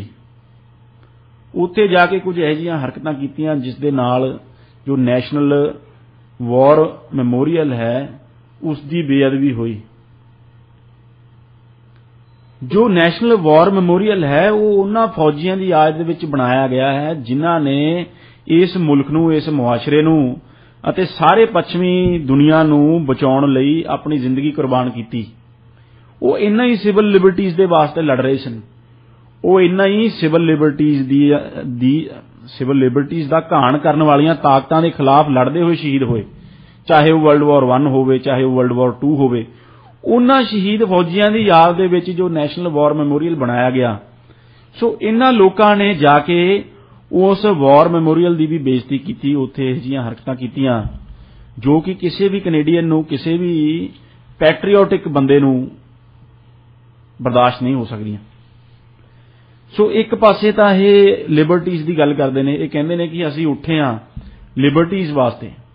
दूसरे पासे ये उन्हां ही फौजियां दी जिन्हां ने इन्हां ही लिबर्टीज दे वास्ते अपनी जान कुर्बान की है, उन्हां दे मैमोरीअल की उत्थे बेइज्जती करदे ने। फिर तुसीं देखो कि जो टैरी फॉक्स का स्टैचू है उत्थे ऑटवा दे विच लग्या होया जी, ये उसका मजाक बनाउंदे ने। टैरी फॉक्स ने जो वो बहुत वड्डे एक कनेडियन आइकॉन ने, उन्हां दा ताल्लुक ब्रिटिश कोलंबिया नाल ही सी। वो एक कनेडियन हीरो ने जिन्हां ने कि कैंसर उन्हां नूं हो गया सी, वो एथलीट सन, उन्हां दी एक लत्त उन्हां नूं गवाउणी पई सी कैंसर दे चलदे होए। फिर भी उन्होंने इस सब के बावजूद एक क्रॉस कंट्री जो रन शुरू की, BC तो लैके ओंटारियो तक उन्होंने एक रन शुरू की कैंसर अवेयरनेस वास्ते। जिस रन नूं पूरी करन तो पहला ही, जिस दौड़ नूं पूरी करन तो पहला ही उन्हां दी मौत हो गई, पर वो कैंसर अवेयरनेस लई उन्होंने इन्ना काम किया कि वो अज कैनेडा दे एक हीरो ने। सो उस टैरी फॉक्स के स्टैचू की भी इन्होंने उत्थे बेइज्जती की, टैरी फॉक्स के स्टैचू का मजाक बनाया। ते मतलब कनेडियन कदरां कीमतां लई, कनेडियन हीरोज़ लई इन्हां लोकां दे मन दे विच कोई सानू इज्जत कोई देखण नूं नहीं मिली। जो लोग उत्थे ऑटवा दे विच इकट्ठे होए सन, जो एक सो कॉल्ड जो प्रोटेस्ट उत्थे चला रहे सन। हुण दूसरी गल देखो सुखजीत जी, जो एक प्रोटेस्ट करना एक डेमोक्रेटिक सब का अधिकार है, right to freedom of speech and expression है। प्रोटेस्ट करना भी एक सब का लोकतांत्रिक अधिकार है, पर्सनल फ्रीडम है। पर प्रोटेस्ट के नाम के उत्ते कैनेडा के बॉर्डर क्लोज कर देना, तुसी देखो कि सप्लाई चेन्स ने वो पहले ही स्ट्रैस दे विच ने कोविड के करके। पर प्रोटेस्ट के नाम ते जो ओंटारियो दे विच विंसर बॉर्डर है, जो कि एक बहुत एक शाहराग है कैनेडा ते US दे विच, बहुत सारी ऑटो इंडस्ट्री, बहुत सारी होर इंडस्ट्री उस बॉर्डर के उत्ते डिपेंड करती है। लोगों के जो खाण पीण दी वस्तुआं ने जां होर है, सब कुछ वो सप्लाई चेन एक क्रिटिकल सप्लाई चेन है, उसनूं इन्हां ने उत्थे जाके ट्रक्स लगा के बंद कर दिता है उस रूट नूं, ते जिसका खमियाजा लोगों को भुगतना पै रहा है। ते आम लोग ने जो वो इस करके बड़े परेशान ने, क्योंकि इन्होंने ब्लॉकेट्स, इलीगल ब्लॉकेट्स कर दिते ने। हुण तां जो ओंटारियो की सुपीरियर कोर्ट है उसने भी एक इंजंक्शन दे के एक कह दिता है कि जो ब्लॉकेट्स ने ये इलीगल ने, ये गैर कानूनी ने, इन्हां नूं तुरंत हटाया जाए। पर वो फिर भी अपने राइट टू फ्रीडम ऑफ जो प्रोटेस्ट के नाम ते इन्हां कार्रवाइयां नूं अंजाम दे रहे हैं। फिर सुखजीत जी गल वो फ्रीडम की करते हैं, पर इन्हां दे इकट्ठां दे विच फाशिस्ट जो फ्लैग है, जो नाजी जर्मनी का एक फ्लैग, फाशिस्ट नाजी फ्लैग सी, उसनूं लहराया जा रहा है। तो ये किस तरह का मटीरियल है, ये किस तरह के लोग ने, ये सानू भली भांति समझ दे विच आ रहा है कि ये आज़ादी के नाम दे उत्ते एक सुप्रीमेसिस्ट, एक राइट विंग अभियान चला रहे हैं। तो जिस तरह की अंग्रेजी दे विच कहा जाता है कि skimmed milk masquerades as cream and things are seldom as they seem. So ये एक फ्रीडम कॉनवॉय का रूप लैके, फ्रीडम कॉनवॉय के भेष दे विच एक राइट विंग सुप्रीमेसिस्ट ग्रुप्स ने ਉਹ ਘੁੰਮ ਰਹੇ ਨੇ ਜੋ ਕੈਨੇਡਾ ਦੇ ਸਮਾਜ ਦੇ ਵਿੱਚ ਕੈਨੇਡਾ ਵਰਗੇ ਇੱਕ multicultural open country free country ਦੇ ਵਿੱਚ ਇਹ ਵੰਡੀਆਂ ਪਾਉਣ ਦਾ ਕੰਮ ਕਰ ਰਹੇ ਨੇ। ਇਸ ਤਰ੍ਹਾਂ ਜੋ ਬਾਰਡਰ ਵੀ ਇਹਨਾਂ ਨੇ ਬੰਦ ਕੀਤੇ ਨੇ ਸੁਖਜੀਤ, ਉਸ ਦੇ ਵਿੱਚ ਉਹ ਨੈਸ਼ਨਲ ਸਿਕਿਉਰਿਟੀ ਨੂੰ ਵੀ ਇੱਕ ਖਤਰਾ ਹੈ, ਕਿਉਂਕਿ ਜਦ ਸਾਡੀਆਂ ਸਪਲਾਈ ਚੇਨਸ ਡਿਸਟਰਬ ਹੋ ਜਾਂਦੀਆਂ ਨੇ, ਉੱਥੇ ਮੂਵਮੈਂਟ ਡਿਸਟਰਬ ਹੋ ਜਾਂਦੀ ਹੈ, ਤਾਂ ਉਸ ਦਾ ਜੋ ਨੁਕਸਾਨ ਹੈ ਉਹ ਕੈਨੇਡਾ ਦੇ ਜੋ ਇੰਟਰਸਟ ਨੇ ਉਹਨਾਂ ਨੂੰ ਨੁਕਸਾਨ ਹੋ ਰਿਹਾ ਹੈ, ਉਹ ਹੋਰ ਕਿਸੇ ਨੂੰ ਨੁਕਸਾਨ ਨਹੀਂ ਹੋ ਰਿਹਾ। ਸੋ ਇਹ ਪ੍ਰੋਟੈਸਟ ਕਰਨ ਦਾ ਇਹ ਕੋਈ ਤਰੀਕਾ ਨਹੀਂ ਕਿ ਤੁਸੀਂ ਇੱਕ ਪੂਰੇ ਦੇਸ਼ ਨੂੰ ਇੱਕ ਹੋਸਟੇਜ ਬਣਾ ਲਓ ਆਪਣਾ। ਸੋ ਇਸ ਤਰ੍ਹਾਂ ਜੇ ਆਪਾਂ ਹੋਰ ਚਰਚਾ ਕਰੀਏ, ਕਿਉਂਕਿ ਇਹਨਾਂ ਨੇ ਟਰੱਕਰਸ ਦੇ ਨਾਮ ਤੇ ਆਪਣੀ ਮੁਹਿੰਮ ਸ਼ੁਰੂ ਕੀਤੀ, ਜੋ ਸਭ ਤੋਂ ਵੱਡਾ ਇਹਨਾਂ ਦਾ ਸ਼ਿਕਾਰ ਹੈ ਉਹ ਟਰੱਕਰਸ ਹੀ ਬਣੇ ਨੇ। ਜੋ ਇਹਨਾਂ ਨੇ ਬਾਰਡਰ ਕਲੋਜ਼ ਕੀਤੇ ਨੇ, ਉੱਥੇ ਇਲੀਗਲ ਬਲੌਕੇਡ ਕੀਤਾ ਹੈ, ਟਰੱਕਰਸ ਨੂੰ ਸਭ ਤੋਂ ਵੱਧ ਉਸ ਦੀ ਪਰੇਸ਼ਾਨੀ ਉਠਾਉਣੀ ਪਈ ਹੈ। ਜੇ ਅਸੀਂ ਐਲਬਰਟਾ ਦੀ ਗੱਲ ਕਰੀਏ ਸੁਖਜੀਤ ਜੀ, ਤਾਂ ਉੱਥੇ ਬਾਰਡਰ ਬੰਦ ਹੋਣ ਦੇ ਨਾਲ, ਕੋਟਸ ਬਾਰਡਰ ਹੈ ਜੋ ਉਹ ਬੰਦ ਹੋਣ ਦੇ ਨਾਲ, ਉੱਥੇ 3-3 ਦਿਨ ਟਰੱਕਰਸ ਨੂੰ ਉੱਥੇ ਖੜਨਾ ਪਿਆ ਹੈ। ਉੱਥੇ ਉਹ ਜੋ ਸਮਾਨ ਲਿਆ ਰਹੇ ਸਨ, ਜੋ ਪੈਰਿਸ਼ੇਬਲ ਗੁੱਡਸ ਉਹ ਲਿਆ ਰਹੇ ਸਨ, ਉਹ 3 ਦਿਨ ਤੋਂ ਪਹਿਲਾਂ US ਦੇ ਵਿੱਚੋਂ ਚੱਲਦੀਆਂ ਨੇ ਤੇ ਅੱਗੇ ਉਹਨਾਂ ਦੀ ਨੈਕਸਟ ਡੇ ਡਿਲੀਵਰੀ ਹੋਣੀ ਹੁੰਦੀ ਹੈ। ਪਰ ਜਦ ਇਹ ਇਲੀਗਲ ਬਲੌਕੇਡਸ ਬਾਰਡਰ ਬੰਦ ਹੋਣ ਕਰਕੇ ਉਹ ਜੋ ਪੈਰਿਸ਼ੇਬਲ ਗੁੱਡਸ ਸਨ ਉਹ ਖਤਮ ਹੋ ਗਈਆਂ ਤੇ ਸਾਡੇ ਜੋ ਟਰੱਕਰ ਵੀਰ ਨੇ ਉਹਨਾਂ ਨੂੰ 3-3 ਦਿਨ ਉੱਤੇ ਬਾਰਡਰ ਦੇ ਉੱਤੇ ਖੱਜਲ ਖੁਆਰ ਹੋਣਾ ਪਿਆ। ਕੁਝ ਜੋ ਸਾਡੀ ਕਮਿਊਨਿਟੀ ਦੇ ਸਨ ਜੋ ਨੌਨ ਵੈਜ ਫੂਡ ਨਹੀਂ ਖਾਂਦੇ, ਉਹਨਾਂ ਨੂੰ ਬੜੀ ਪਰੇਸ਼ਾਨੀ, ਉਹਨਾਂ ਨੂੰ ਉੱਥੇ 3-3 ਦਿਨ ਭੁੱਖੇ ਰਹਿਣਾ ਪਿਆ, ਕਿਉਂਕਿ ਉੱਥੇ ਵੈਜੀਟੇਰੀਅਨ ਫੂਡ ਦਾ ਕੋਈ ਇੰਤਜ਼ਾਮ ਨਹੀਂ ਹੋਇਆ। ਸਿਰਫ ਕਿਸ ਕਰਕੇ? ਇਸ ਇਲੀਗਲ ਬਲੌਕੇਡ ਦੇ ਕਰਕੇ, ਜੋ ਕਿ ਟਰੱਕਰਸ ਦੇ ਨਾਮ ਤੇ ਹੋ ਰਿਹਾ ਸੀ। ਤੇ ਉਹਨਾਂ ਨੇ ਟਰੱਕਰਸ ਨੂੰ ਹੀ ਇੰਨੀ ਪਰੇਸ਼ਾਨੀ ਦੇ ਵਿੱਚ ਪਾ ਦਿੱਤਾ ਕਿ ਜੋ ਜੈਨੂਇਨ ਟਰੱਕਰਸ ਨੇ, ਇਹ ਤਾਂ ਟਰੱਕਰਸ ਦਾ ਨਾਮ ਇਸਤੇਮਾਲ ਕਰ ਰਹੇ ਨੇ, ਪਰ ਜੋ ਜੈਨੂਇਨ ਟਰੱਕਰਸ ਨੇ ਉਹਨਾਂ ਨੂੰ 3-3 ਦਿਨ ਉੱਥੇ ਭੁੱਖੇ ਰਹਿਣਾ ਪਿਆ। ਕਿਸ ਕਰਕੇ? ਕਿਉਂਕਿ ਇਹ ਕੁਝ ਰਾਈਟ ਵਿੰਗ ਗਰੁੱਪ ਨੇ ਜੋ ਇਕੱਠੇ ਹੋ ਕੇ, ਜਿਨ੍ਹਾਂ ਦਾ ਗੁਪਤ ਏਜੰਡਾ ਕੁਝ ਹੋਰ ਹੈ। ਗੁਪਤ ਏਜੰਡਾ ਹੈ ਕਿਸੇ ਸਰਕਾਰ ਦੀ ਜਾਂ ਕਿਸੇ ਪਾਰਟੀ ਦਾ ਵਿਰੋਧ ਕਰਨਾ, ਜਿਸ ਤੋਂ ਪਹਿਲਾਂ ਤੋਂ ਹੀ ਖਫਾ ਚੱਲੇ ਆ ਰਹੇ ਨੇ, ਪਰ ਉਹ ਨਾਮ ਇਸਤੇਮਾਲ ਕਰ ਰਹੇ ਨੇ ਜੋ ਮਿਹਨਤਕਸ਼ ਟਰੱਕਰਸ ਦਾ, ਜੋ ਕਿ ਇਸ ਮੁਲਕ ਦੀ ਅਰਥ ਵਿਵਸਥਾ ਦੀ ਰੀੜ੍ਹ ਦੀ ਹੱਡੀ ਨੇ, ਜਿਨ੍ਹਾਂ ਨੇ ਕਿ ਕੋਵਿਡ ਦੇ ਚੈਲੰਜਿੰਗ ਟਾਈਮਸ ਦੇ ਵਿੱਚ ਵੀ ਜੋ ਸਪਲਾਈ ਚੇਨਸ ਨੇ ਸਾਡੀਆਂ, ਜਿਨ੍ਹਾਂ ਨੂੰ ਅਸੀਂ ਫਰੰਟ ਲਾਈਨ ਕੋਵਿਡ ਵਾਰੀਅਰ ਕਹਿੰਦੇ ਆ, ਉਹਨਾਂ ਨੇ ਫਰੰਟ ਲਾਈਨਸ ਦੇ ਉੱਤੇ ਰਹਿ ਕੇ ਜੋ ਸਪਲਾਈ ਚੇਨਸ ਨੇ ਉਹਨਾਂ ਨੂੰ ਓਪਨ ਰੱਖਿਆ ਤੇ ਉਹਨਾਂ ਦਾ ਨਾਮ ਲੈ ਕੇ ਇਹ ਬਾਰਡਰ ਬਲੌਕ ਕਰਕੇ ਉਹਨਾਂ ਹੀ ਲੋਕਾਂ ਨੂੰ ਪਰੇਸ਼ਾਨ ਕਰ ਰਹੇ ਨੇ ਅਤੇ ਨਾਮ ਲੈ ਰਹੇ ਨੇ ਟਰੱਕਰਸ ਦਾ ਤੇ ਉਹਨਾਂ ਦੇ ਮੋਢੇ ਤੇ ਰੱਖ ਕੇ ਬੰਦੂਕ ਚਲਾ ਰਹੇ ਨੇ ਤੇ ਪਰੇਸ਼ਾਨੀ ਹੈ ਜੋ ਉਹ ਆਮ ਲੋਕਾਂ ਨੂੰ, ਆਮ ਮਿਹਨਤਕਸ਼ ਲੋਕਾਂ ਨੂੰ ਤੇ ਟਰੱਕਰਸ ਨੂੰ ਹੋ ਰਹੀ ਹੈ। ਜੀ ਲਵਲੀਨ ਜੀ, ਬਿਲਕੁਲ ਫਰੀडम ਦੇ ਨਾਂ ਤੇ ਤੋੜ ਭੰਨ ਕਰਨੀ ਜਾਂ ਫਿਰ ਬਾਰਡਰਸ ਨੂੰ ਬਲੌਕ ਕਰਨਾ ਜਾਂ ਫਿਰ ਨਾਜ਼ੀ ਫਲੈਗ ਨੂੰ ਲਹਿਰਾਉਣਾ, ਇਹ ਸਾਰੀਆਂ ਜਿਹੜੀਆਂ ਚੀਜ਼ਾਂ ਨੇ ਬਿਲਕੁਲ ਗਲਤ ਹੈਗੀਆਂ ਨੇ।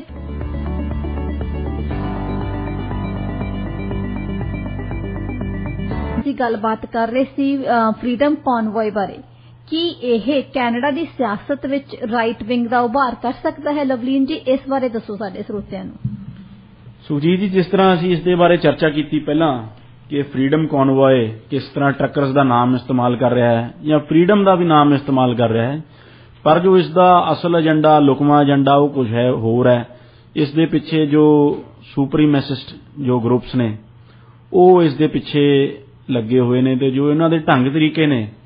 ਉਹ ਵੀ ਲੋਕਾਂ ਨੂੰ ਤੇ ਮੁਲਕ ਨੂੰ ਨੁਕਸਾਨ ਪਹੁੰਚਾਉਣ ਵਾਲੇ ਨੇ, ਸਮਾਜ ਨੂੰ ਤੋੜਨ ਵਾਲੇ ਨੇ। ਸੋ ਇਸ ਲਈ ਜੋ ਮੈਂ ਇਸ ਦੀ ਅਸੈਸਮੈਂਟ ਕਰਦਾ, ਮੈਂ ਤਾਂ ਇਹੀ ਅਸੈਸਮੈਂਟ ਕਰਦਾ ਕਿ this is an effort by the right wing to assert itself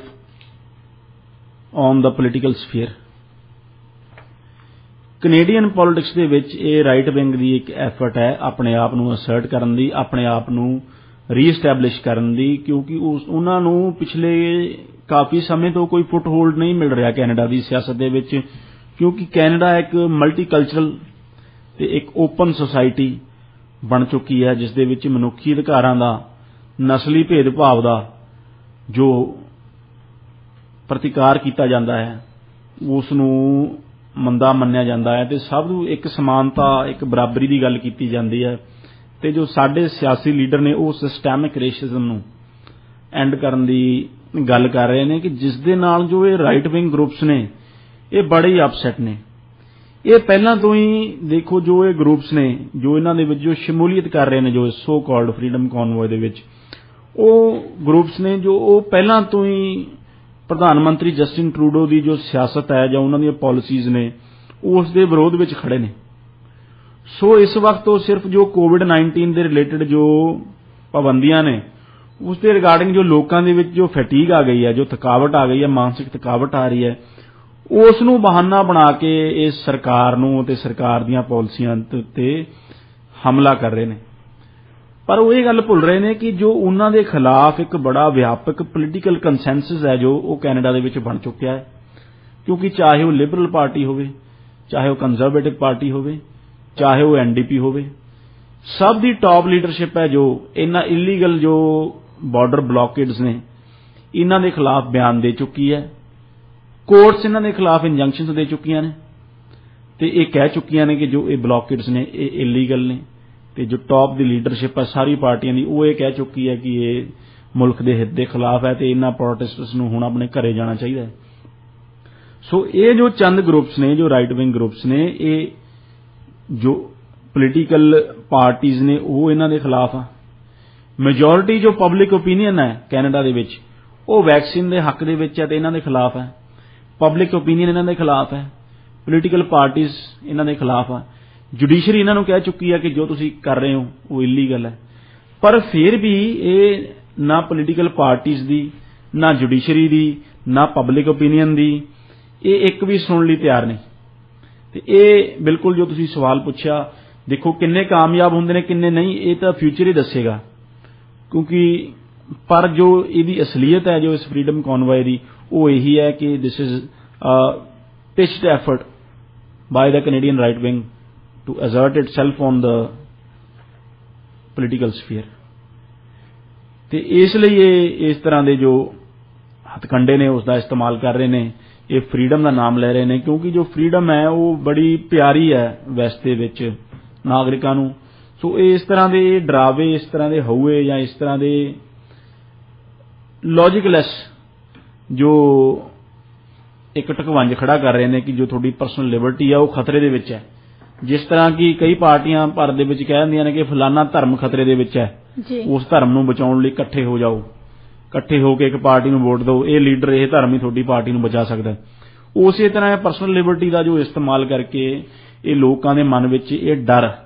fear ਸਾਈਕੋਸਿਸ ਜਿਸ ਨੂੰ ਅਸੀਂ ਕਹਿੰਦੇ ਆ ਉਹ ਪੈਦਾ ਕਰ ਰਹੇ ਨੇ ਕਿ ਜੋ ਤੁਹਾਡੀਆਂ ਆਜ਼ਾਦੀਆਂ ਨੇ ਉਹ ਇਸ ਸਰਕਾਰ ਦੇ ਅੰਡਰ ਖਤਰੇ ਦੇ ਵਿੱਚ ਨੇ। ਆਪਣੀ ਆਜ਼ਾਦੀ ਨੂੰ ਬਚਾਉਣ ਵਾਸਤੇ, ਆਪਣੇ ਵੇ ਆਫ ਲਾਈਫ ਨੂੰ ਬਚਾਉਣ ਵਾਸਤੇ ਤੁਸੀਂ ਖੜੇ ਹੋ ਜਾਓ, ਇਕੱਠੇ ਹੋ ਜਾਓ ਇਸ ਸਰਕਾਰ ਦੇ ਖਿਲਾਫ, ਜਦ ਕਿ ਅਸਲ ਦੇ ਵਿੱਚ ਉਹਨਾਂ ਦਾ ਏਜੰਡੇ ਨੇ ਜੋ ਉਹ ਲੁਕਵੇਂ ਪੋਲੀਟੀਕਲ ਏਜੰਡੇ ਨੇ ਆਪਣੇ ਆਪ ਨੂੰ ਰੈਲੀਵੈਂਟ ਰੱਖਣ ਦੇ, ਆਪਣੇ ਆਪ ਨੂੰ ਕੈਨੇਡੀਅਨ ਜੋ ਪੋਲੀਟੀਕਲ ਸਿਸਟਮ ਹੈ ਉਸ ਦੇ ਵਿੱਚ ਬਣਾਏ ਰੱਖਣ ਦੇ ਤੇ ਆਪਣਾ ਵਿਕਾਸ ਕਰਨ ਦੇ। ਇਸ ਦੇ ਵਿੱਚ ਉਹ ਦੇਖੋ ਕਿੰਨੇ ਕਾਮਯਾਬ ਹੁੰਦੇ ਨੇ ਕਿੰਨੇ ਨਾਕਾਮਯਾਬ ਹੁੰਦੇ ਨੇ ਇਹ ਤਾਂ ਸਮਾਂ ਹੀ ਦੱਸੇਗਾ। ਪਰ ਜੋ ਸਾਨੂੰ ਆਪਣੇ ਲੋਕਾਂ ਦੇ ਉੱਤੇ, ਪੋਲੀਟੀਕਲ ਪਾਰਟੀਜ਼ ਦੇ ਉੱਤੇ ਪੂਰਾ ਇਤਬਾਰ ਹੈ ਤੇ ਅਸੀਂ ਇਸ ਗੱਲ ਦੀ ਸ਼ਲਾਘਾ ਕਰਦੇ ਹਾਂ ਕਿ ਜੋ ਕੈਨੇਡਾ ਹੈ ਉਸਨੇ ਆਪਣੇ ਆਪ ਨੂੰ ਇੱਕ ਮਲਟੀਕਲਚਰਲ ਸੁਸਾਇਟੀ, ਜਿਸ ਦੇ ਵਿੱਚ ਕਿ ਸਿਸਟੈਮਿਕ ਰੇਸਿਜ਼ਮ ਦੇ ਖਿਲਾਫ ਉਹ ਸੁਸਾਇਟੀ ਲੜ ਰਹੀ ਹੈ ਤੇ ਜੋ ਮਾਰਜਨਲਾਈਜ਼ਡ ਕਮਿਊਨਿਟੀਜ਼ ਨੇ, ਚਾਹੇ ਉਹ ਇੰਡੀਜੀਨਸ ਲੋਕ ਹੋਣ, ਚਾਹੇ ਹੋਰ ਪੀਪਲ ਆਫ ਕਲਰ ਹੋਣ, ਚਾਹੇ ਉਹ ਇਮੀਗ੍ਰੈਂਟਸ ਹੋਣ, ਉਹਨਾਂ ਨੂੰ ਮੁੱਖ ਧਾਰਾ ਦੇ ਵਿੱਚ ਲਿਆਉਣ ਲਈ ਜੋ ਇੱਥੇ ਦੀਆਂ ਸਮੇਂ-ਸਮੇਂ ਦੀਆਂ ਸਰਕਾਰਾਂ ਨੇ ਜਾਂ ਇੱਥੇ ਦੀ ਸੁਸਾਇਟੀ ਹੈ ਜਾਂ ਜੋ ਅੱਜ ਦੀ ਸਰਕਾਰ ਹੈ ਉਸਨੇ ਬਹੁਤ ਵਧੀਆ ਸ਼ਲਾਘਾਯੋਗ ਕੰਮ ਕੀਤਾ ਹੈ। ਪਰ ਸੁਖਜੀਤ ਇੱਥੇ ਮੈਂ ਇੱਕ ਹੋਰ ਜੋ ਇੱਕ ਆਗਾਹ ਸਰਕਾਰ ਨੂੰ ਵੀ ਕਰਨਾ ਚਾਹਾਂਗਾ ਕਿ ਜੋ ਸਮੇਂ ਦੀਆਂ ਸਰਕਾਰਾਂ ਨੇ ਜੇ ਇਹ ਮੈਜੋਰਿਟੀ ਨੂੰ ਪੂਰੀ ਤਰ੍ਹਾਂ ਭੁੱਲ ਕੇ ਜਾਂ ਜੋ ਮੈਜੋਰਿਟੀ ਐਥਨਿਕ ਗਰੁੱਪ ਹੈ ਜਾਂ ਰਿਲੀਜੀਅਸ ਗਰੁੱਪ ਹੈ ਕਿਸੇ ਤਰ੍ਹਾਂ ਉਸ ਨੂੰ ਭੁਲਾ ਕੇ ਜਾਂ ਉਸ ਦੀਆਂ ਇੱਛਾਵਾਂ ਨੂੰ ਜਾਂ ਉਸ ਦੀ ਖੁਸ਼ੀ ਨੂੰ ਨਜ਼ਰਅੰਦਾਜ਼ ਕਰਕੇ ਮਾਈਨੋਰਿਟੀ ਅਪੀਸਮੈਂਟ, ਮਾਈਨੋਰਿਟੀ ਨੂੰ ਖੁਸ਼ ਕਰਨ ਵਾਸਤੇ ਉਸ ਨੂੰ ਇੱਕ ਵੋਟ ਬੈਂਕ ਦੇ ਤੌਰ ਉੱਤੇ ਵਰਤਣ ਲੱਗ ਜਾਣ ਤਾਂ ਉਸ ਦਾ ਖਮਿਆਜ਼ਾ ਮੁਲਕ ਨੂੰ ਭੁਗਤਣਾ ਪੈਂਦਾ ਹੈ। ਤੇ ਉਹ ਜੋ ਮੈਜੋਰਿਟੀ ਕਮਿਊਨਿਟੀ ਹੈ, ਮੈਜੋਰਿਟੀ ਐਥਨਿਕ ਜਾਂ ਰਿਲੀਜੀਅਸ ਜਾਂ ਰੇਸ਼ੀਅਲ ਗਰੁੱਪ ਜੋ ਹੈ ਉਸ ਦੇ ਵਿੱਚ ਇੱਕ ਏਲੀਏਨੇਸ਼ਨ ਦੀ ਭਾਵਨਾ ਆ ਜਾਂਦੀ ਹੈ। ਉਸ ਦੇ ਵਿੱਚ ਇਹ ਭਾਵਨਾ ਆ ਜਾਂਦੀ ਹੈ ਕਿ ਜੋ ਸਰਕਾਰ ਹੈ ਤਾਂ ਮਾਈਨੋਰਿਟੀ ਦੇ ਅੱਗੇ ਪਿੱਛੇ ਫਿਰਦੀ ਹੈ ਤੇ ਇਹ ਜੋ ਅਸੀਂ ਮੈਜੋਰਟੀ ਦਾ ਜੋ ਰਿਲੀਜੀਅਸ ਜਾਂ ਰੇਸ਼ੀਅਲ ਗਰੁੱਪ ਹੈ ਇਸ ਦੀ ਇਹਨਾਂ ਨੂੰ ਪਰਵਾਹ ਨਹੀਂ। ਸੋ ਉਸ ਏਲੀਏਨੇਸ਼ਨ ਦੇ ਵਿੱਚੋਂ ਰਾਈਟ ਵਿੰਗ ਪਾਰਟੀਆਂ ਦਾ, ਰਾਈਟ ਵਿੰਗ ਲੀਡਰਸ ਦਾ ਉਭਾਰ ਹੁੰਦਾ ਹੈ, ਜੋ ਲੋਕਾਂ ਦੇ ਵਿੱਚ ਨਾਅਰਾ ਦਿੰਦੇ ਨੇ ਕਿ ਮੈਂ ਤੁਹਾਡੇ ਰੇਸ਼ੀਅਲ ਗਰੁੱਪ ਨੂੰ, ਮੈਂ ਤੁਹਾਡੀ ਕਮਿਊਨਿਟੀ ਨੂੰ, ਮੈਂ ਤੁਹਾਡੇ ਧਰਮ ਨੂੰ ਬਚਾਊਂਗਾ ਤੇ ਤੁਸੀਂ ਧਰਮ ਜਾਂ ਰੇਸ ਦੇ ਨਾਮ ਤੇ ਮੇਰੇ ਨਾਲ ਇਕੱਠੇ ਹੋ ਜਾਓ ਤੇ ਇਕੱਠੇ ਹੋ ਕੇ ਵੋਟ ਪਾਓ। ਫਿਰ ਰਾਈਟ ਵਿੰਗ ਦਾ ਉਭਾਰ ਹੁੰਦਾ ਹੈ। ਜੇ ਪੋਲੀਟੀਕਲ ਪਾਰਟੀਆਂ ਮਿਨੋਰਟੀ ਅਪੀਸਮੈਂਟ ਕਰਦੀਆਂ ਰਹਿਣ ਤਾਂ ਫਿਰ ਮੁਲਕ ਦੇ ਵਿੱਚ ਜੋ ਰਾਈਟ ਵਿੰਗ ਹੈ ਉਸ ਦਾ ਉਭਾਰ ਹੋਣਾ ਦੇ ਚਾਂਸਸ ਬਣ ਜਾਂਦੇ ਨੇ, ਕਿਉਂਕਿ ਉਹਨਾਂ ਜੋ ਮੈਜੋਰਟੀ ਕਮਿਊਨਿਟੀ ਹੈ ਉਹ ਸਾਇਲੈਂਟ ਜ਼ਰੂਰ ਹੈ ਪਰ ਉਹ ਸਾਰੀਆਂ ਚੀਜ਼ਾਂ ਨੂੰ ਆਬਜ਼ਰਵ ਕਰਦੀ ਰਹਿੰਦੀ ਹੈ ਤੇ ਜਦ ਉਹਨਾਂ ਦੇ ਵਿੱਚੋਂ ਕੋਈ ਉੱਠ ਕੇ ਇੱਕ ਜਣਾ ਕਹਿ ਦਿੰਦਾ ਹੈ ਕਿ ਮੈਂ ਤੁਹਾਡੇ ਧਰਮ ਨੂੰ ਜਾਂ ਤੁਹਾਡੀ ਰੇਸ ਨੂੰ ਖਤਰਾ ਹੈ ਤੇ ਮੈਂ ਤੁਹਾਨੂੰ ਬਚਾਵਾਂਗਾ, ਉਦੋਂ ਜਿਸ ਤਰ੍ਹਾਂ ਫਿਰ ਉਹ ਇੱਕਦਮ ਜੋ ਉਹਨਾਂ ਦੇ ਵਿੱਚ ਏਲੀਨੇਸ਼ਨ ਦੀ ਫੀਲਿੰਗ ਹੈ ਉਹ ਅੰਦਰ ਜੋ ਧੁਖਦੀ ਹੁੰਦੀ ਹੈ ਉਹ ਬਾਹਰ ਆ ਜਾਂਦੀ ਹੈ ਤੇ ਉਹ ਉਸ ਲੀਡਰ ਦੇ, ਉਸ ਪਾਰਟੀ ਦੇ ਪਿੱਛੇ ਹੋ ਤੁਰਦੇ ਨੇ ਤੇ ਜਦ ਉਹ ਪਿੱਛੇ ਹੋ ਤੁਰਦੇ ਨੇ ਫਿਰ ਮੁਲਕਾਂ ਦੇ ਵਿੱਚ ਕੌਨਫਲਿਕਟ ਪੈਦਾ ਹੁੰਦਾ ਹੈ। ਫਿਰ ਜੋ ਮਾਈਨੋਰਿਟੀ ਕਮਿਊਨਿਟੀਜ਼ ਨੇ ਉਹਨਾਂ ਦਾ ਵੀ ਨੁਕਸਾਨ ਹੁੰਦਾ ਹੈ। ਜਿਸ ਤਰ੍ਹਾਂ ਤੁਸੀਂ ਜੇ ਡੋਨਲਡ ਟਰੰਪ ਦਾ ਉਭਾਰ ਦੇਖੋ US ਦੇ ਵਿੱਚ, ਉਹ ਕੁਝ ਇਸ ਤਰ੍ਹਾਂ ਦੇ ਨਾਅਰੇ ਦੇ ਕੇ ਸੀ ਕਿ ਮੇਕ ਅਮਰੀਕਾ ਗ੍ਰੇਟ ਅਗੇਨ। ਉਸ ਦੇ ਪਿੱਛੇ ਵੀ ਇਹੀ ਗੱਲ ਸੀ ਕਿ ਜੋ ਅਮਰੀਕਾ ਹੈ ਉਹ ਪਹਿਲਾਂ ਗ੍ਰੇਟ ਸੀ, ਹੁਣ ਜੋ ਦੂਸਰੀਆਂ ਪਾਰਟੀਆਂ ਨੇ ਉਹਨਾਂ ਦੇ ਰਾਜ ਦੇ ਵਿੱਚ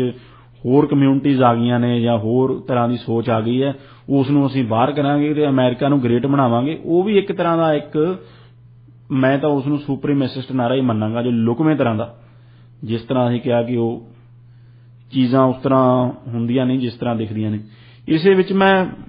ਭਾਰਤ ਦਾ ਵੀ ਇੱਕ ਐਗਜ਼ਾਮਪਲ ਦਵਾਂਗਾ। ਭਾਰਤ ਦੇ ਵਿੱਚ ਜੋ ਕਾਂਗਰਸ ਪਾਰਟੀ ਹੈ ਉਸਨੇ ਲੰਬੇ ਸਮੇਂ ਤੱਕ ਭਾਰਤ ਦੇ ਉੱਤੇ ਰਾਜ ਕੀਤਾ ਤੇ ਸਮੇਂ-ਸਮੇਂ ਤੇ ਕਾਂਗਰਸ ਪਾਰਟੀ ਦੇ ਉੱਤੇ ਇਲਜ਼ਾਮ ਵੀ ਲੱਗਦੇ ਰਹੇ ਕਿ ਉਹ ਮੁਸਲਿਮ ਅਪੀਸਮੈਂਟ, ਕਿ ਉਹ ਮੁਸਲਿਮਸ ਨੂੰ ਆਪਣੇ ਵੋਟ ਬੈਂਕ ਦੀ ਤਰ੍ਹਾਂ ਵਰਤਦੇ ਨੇ ਤੇ ਉਹਨਾਂ ਨੂੰ ਅਪੀਸ ਕਰਨ ਵਾਸਤੇ, ਉਹਨਾਂ ਨੂੰ ਖੁਸ਼ ਰੱਖਣ ਵਾਸਤੇ ਜੋ ਮੈਜੋਰਟੀ ਹਿੰਦੂ ਕਮਿਊਨਿਟੀ ਹੈ ਉਹਨਾਂ ਦੇ ਵੱਲ, ਉਹ ਉਹਨਾਂ ਦੇ ਹਿੱਤਾਂ ਦੇ ਵੱਲ, ਉਹਨਾਂ ਦੀ ਸੋਚ ਦੇ ਵੱਲ, ਉਹਨਾਂ ਦੇ ਧਰਮ ਜਾਂ ਉਹਨਾਂ ਦੇ ਸਮਾਜਿਕ ਲੋੜਾਂ ਦੇ ਵੱਲ ਉਹ ਕੋਈ ਧਿਆਨ ਨਹੀਂ ਦੇ ਰਹੇ। ਜਿਸ ਤਰ੍ਹਾਂ ਜੇ ਰਾਜੀਵ ਗਾਂਧੀ ਦੇ ਅਸੀਂ ਸ਼ਾਸਨ ਕਾਲ ਦੀ ਗੱਲ ਕਰੀਏ, ਉਸ ਦੇ ਵਿੱਚ ਇੱਕ ਸ਼ਾਹਬਾਨੋ ਦੀ ਜਜਮੈਂਟ ਆਈ ਸੀ ਜਿਸ ਦੇ ਵਿੱਚ ਕਿ ਸੁਪਰੀਮ ਕੋਰਟ ਨੇ ਜੋ ਟ੍ਰਿਪਲ ਤਲਾਕ ਹੈ, ਜੋ ਟ੍ਰਿਪਲ ਤਲਾਕ ਦੀ ਜੋ ਇੱਕ ਮਾੜੀ ਪ੍ਰਥਾ ਹੈ ਜਿਸ ਦੇ ਵਿੱਚ ਕਿ ਹਿੰਦੁਸਤਾਨ ਦੇ ਵਿੱਚ ਇੱਕ ਮੁਸਲਿਮ ਮੇਲਜ਼ ਨੂੰ ਸਿਰਫ ਤਲਾਕ ਕਹਿ ਕੇ ਜੋ ਇੱਕ ਔਰਤ ਹੈ ਉਸ ਨੂੰ ਤਲਾਕ ਦੇ ਕੇ ਛੱਡ ਦੇਣ ਦਾ ਰਾਈਟ ਸੀ, ਉਸ ਨੂੰ ਗੈਰ ਕਾਨੂੰਨੀ ਗਰਦਾਨ ਕੇ ਜੋ ਸੁਪਰੀਮ ਕੋਰਟ ਨੇ ਉਸ ਪ੍ਰੈਕਟਿਸ ਨੂੰ ਬੰਦ ਕਰ ਦਿੱਤਾ ਸੀ। ਪਰ ਸ਼ਾਹਬਾਨੋ ਜਜਮੈਂਟ ਦੇ ਆਉਣ ਤੋਂ ਬਾਅਦ ਰਾਜੀਵ ਗਾਂਧੀ ਦੀ ਕਾਂਗਰਸ ਗਵਰਨਮੈਂਟ ਉਹ ਕਾਨੂੰਨ ਲੈ ਕੇ ਆਈ ਪਾਰਲੀਮੈਂਟ ਦੇ ਵਿੱਚ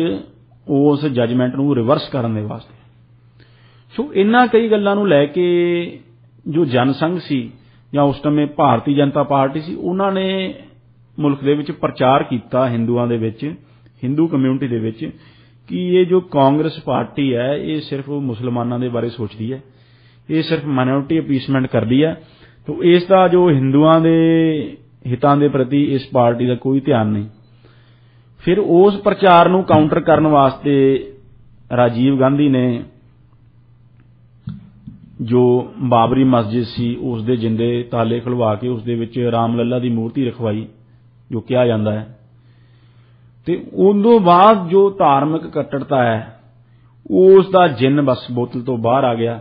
ਰਾਮ ਜਨਮ ਭੂਮੀ ਦਾ ਜੋ ਮਸਲਾ ਹੈ ਉਹ ਤੂਲ ਫੜ ਗਿਆ ਤੇ ਭਾਰਤੀ ਜਨਤਾ ਪਾਰਟੀ ਨੇ ਜੋ ਰਾਮ ਜਨਮ ਭੂਮੀ ਦੀ ਇੱਕ ਲਹਿਰ ਸਾਰੇ ਮੁਲਕ ਦੇ ਵਿੱਚ ਖੜੀ ਕੀਤੀ, ਜਿਸ ਦਾ ਨਤੀਜਾ ਨਿਕਲਿਆ ਕਿ ਬਾਬਰੀ ਮਸਜਿਦ ਨੂੰ ਢਾਇਆ ਗਿਆ 6 ਦਸੰਬਰ 1992 ਨੂੰ। ਤੇ ਉਹ ਮਸਲਾ ਜਿਸ ਨੂੰ ਇਸਤੇਮਾਲ ਕਰਕੇ ਰਾਜੀਵ ਗਾਂਧੀ ਹਿੰਦੂਆਂ ਦੇ ਨੇੜੇ ਹੋਣਾ ਚਾਹੁੰਦੇ ਸਨ ਹਿੰਦੂ ਮਨਾਂ ਦੇ ਵਿੱਚ, ਉਸ ਮਸਲੇ ਨੂੰ ਚੱਕ ਕੇ ਭਾਰਤੀ ਜਨਤਾ ਪਾਰਟੀ ਨੇ ਕਾਂਗਰਸ ਦੀ ਸਿਆਸਤ ਖਤਮ ਕਰ ਦਿੱਤੀ, ਕਾਂਗਰਸ ਦਾ ਉਥੋਂ ਸਫਾਇਆ ਕਰ ਦਿੱਤਾ ਜਿਸ ਤਰ੍ਹਾਂ ਕਿ ਅੱਜ ਅਸੀਂ ਦੇਖਦੇ ਹਾਂ। ਤੇ ਉਹ ਇੱਕ ਬਹੁਤ ਹੀ ਮਜ਼ਬੂਤ ਪੋਜੀਸ਼ਨ ਦੇ ਵਿੱਚ ਪਹੁੰਚ ਗਏ। ਪਰ ਜੋ ਭਾਰਤੀ ਜਨਤਾ ਪਾਰਟੀ ਦੀ ਸਿਆਸਤ ਸੀ ਉਹ ਇੱਕ ਮੈਜੋਰੀਟੇਰੀਅਨ ਸਿਆਸਤ ਹੈ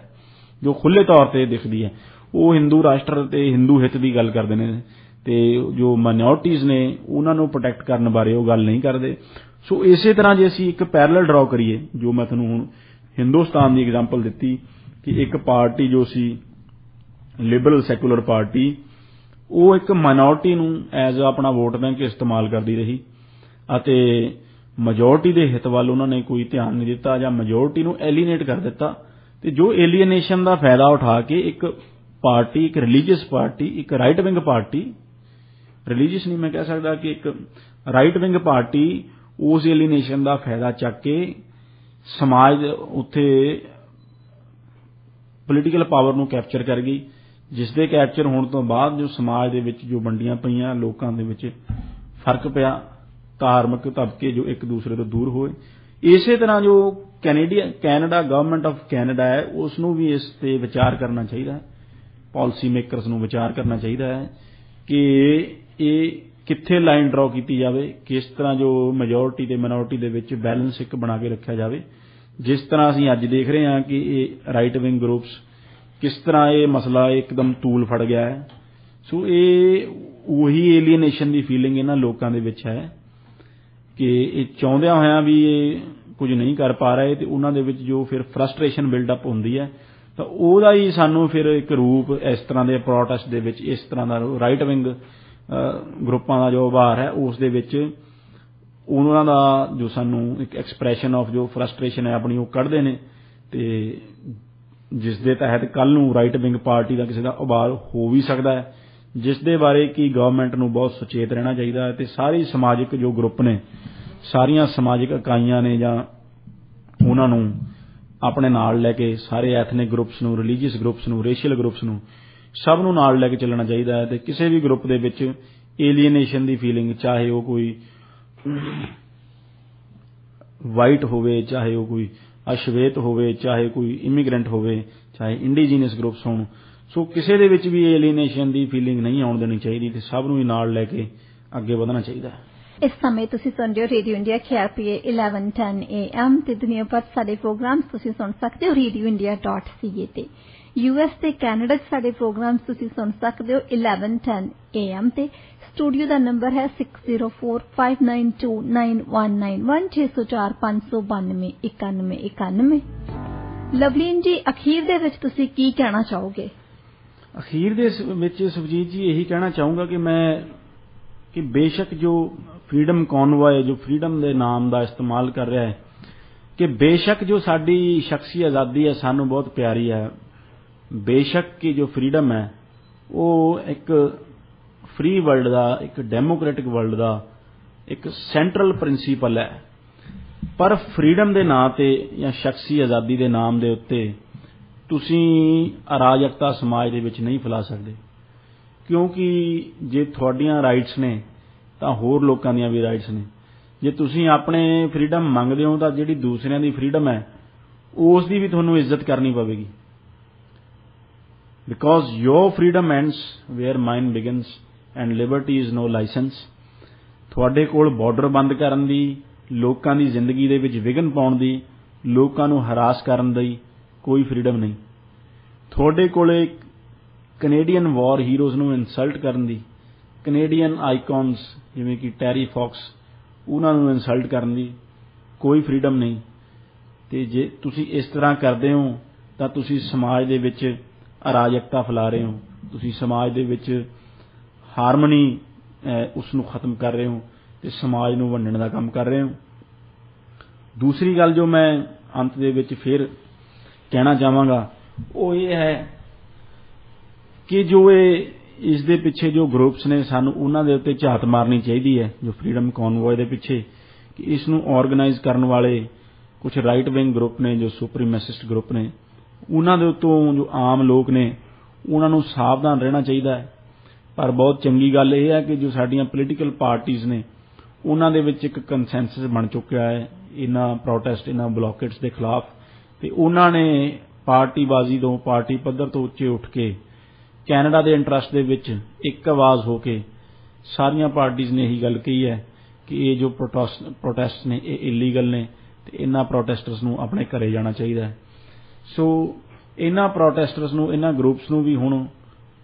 ਕੁਝ ਆਪਣਾ ਅੰਤਰਝਾਤ ਮਾਰਨੀ ਚਾਹੀਦੀ ਹੈ ਅਤੇ ਲੋਕਾਂ ਨੂੰ ਹਰਾਸ ਕਰਨਾ, ਫਰੀडम ਦੇ ਨਾਮ ਦੇ ਉੱਤੇ ਇਸ ਤਰ੍ਹਾਂ ਜੋ ਹੈ ਦੂਸਰਿਆਂ ਦੇ ਅਧਿਕਾਰਾਂ ਦਾ ਹਨਨ ਕਰਨਾ ਬੰਦ ਕਰਨਾ ਚਾਹੀਦਾ ਹੈ, ਤਾਂ ਕਿ ਜੋ ਇੱਕ ਸਾਡੀਆਂ ਆਲਰੇਡੀ ਜੋ ਸਟ੍ਰੈਚ ਸਪਲਾਈ ਲੇਨਸ ਨੇ, ਜੋ ਕੋਵਿਡ ਦਾ ਪਹਿਲਾਂ ਹੀ ਜੋ ਮਾਰ ਚੱਲ ਰਹੀਆਂ ਨੇ ਤੇ ਉਹ ਸਪਲਾਈ ਲੇਨਸ ਨੇ ਜੋ ਉਹ ਰੀਸਟੋਰ ਕੀਤੀਆਂ ਜਾਣ ਅਤੇ ਸਰਕਾਰਾਂ ਨੂੰ ਵੀ ਸਾਡੀ ਬੇਨਤੀ ਹੈ ਕਿ ਉਹ ਕਿਸੇ ਵੀ ਸਮਾਜਿਕ ਤਬਕੇ ਦੇ ਵਿੱਚ ਕਿਸੇ ਵੀ ਤਰ੍ਹਾਂ ਦੀ ਏਲੀਨੇਸ਼ਨ ਨਾ ਆਉਣ ਦੇਣ ਅਤੇ ਸਭ ਨੂੰ ਨਾਲ ਲੈ ਕੇ ਚੱਲਣ ਵਾਲੀ ਜੋ ਗੱਲ ਹੈ ਉਹ ਕਰਨ ਅਤੇ ਸਭ ਨੂੰ ਨਾਲ ਲੈ ਕੇ ਚੱਲਣ ਵਾਲੀ ਰਾਜਨੀਤੀ ਹੈ ਜੋ ਉਹੀ ਕੈਨੇਡਾ ਦੇ ਵਿੱਚ ਹੋਣੀ ਚਾਹੀਦੀ ਹੈ ਕਿਉਂਕਿ ਕੈਨੇਡਾ ਇੱਕ ਮਲਟੀਕਲਚਰਲ ਮਲਟੀਰੇਸ਼ੀਅਲ ਇੱਕ ਬੜੀ ਅਸੈਪਟਿੰਗ ਤੇ ਬੜੀ ਓਪਨ ਸੁਸਾਇਟੀ ਹੈ। ਲਵਲੀਨ ਜੀ ਬਹੁਤ ਬਹੁਤ ਸ਼ੁਕਰੀਆ ਪ੍ਰੋਗਰਾਮ 'ਚ ਸ਼ਾਮਲ ਹੋਣ ਲਈ ਤੇ ਸਾਡੇ ਸਰੋਤਿਆਂ ਨੂੰ ਬਹੁਤ ਹੀ ਜ਼ਿਆਦਾ ਡਿਟੇਲ ਦੇ ਵਿੱਚ ਸਾਰੇ ਵਿਸ਼ੇ ਬਾਰੇ ਸਾਰੇ ਮੁੱਦੇ ਬਾਰੇ ਜਾਣਕਾਰੀ ਦੇਣ ਲਈ।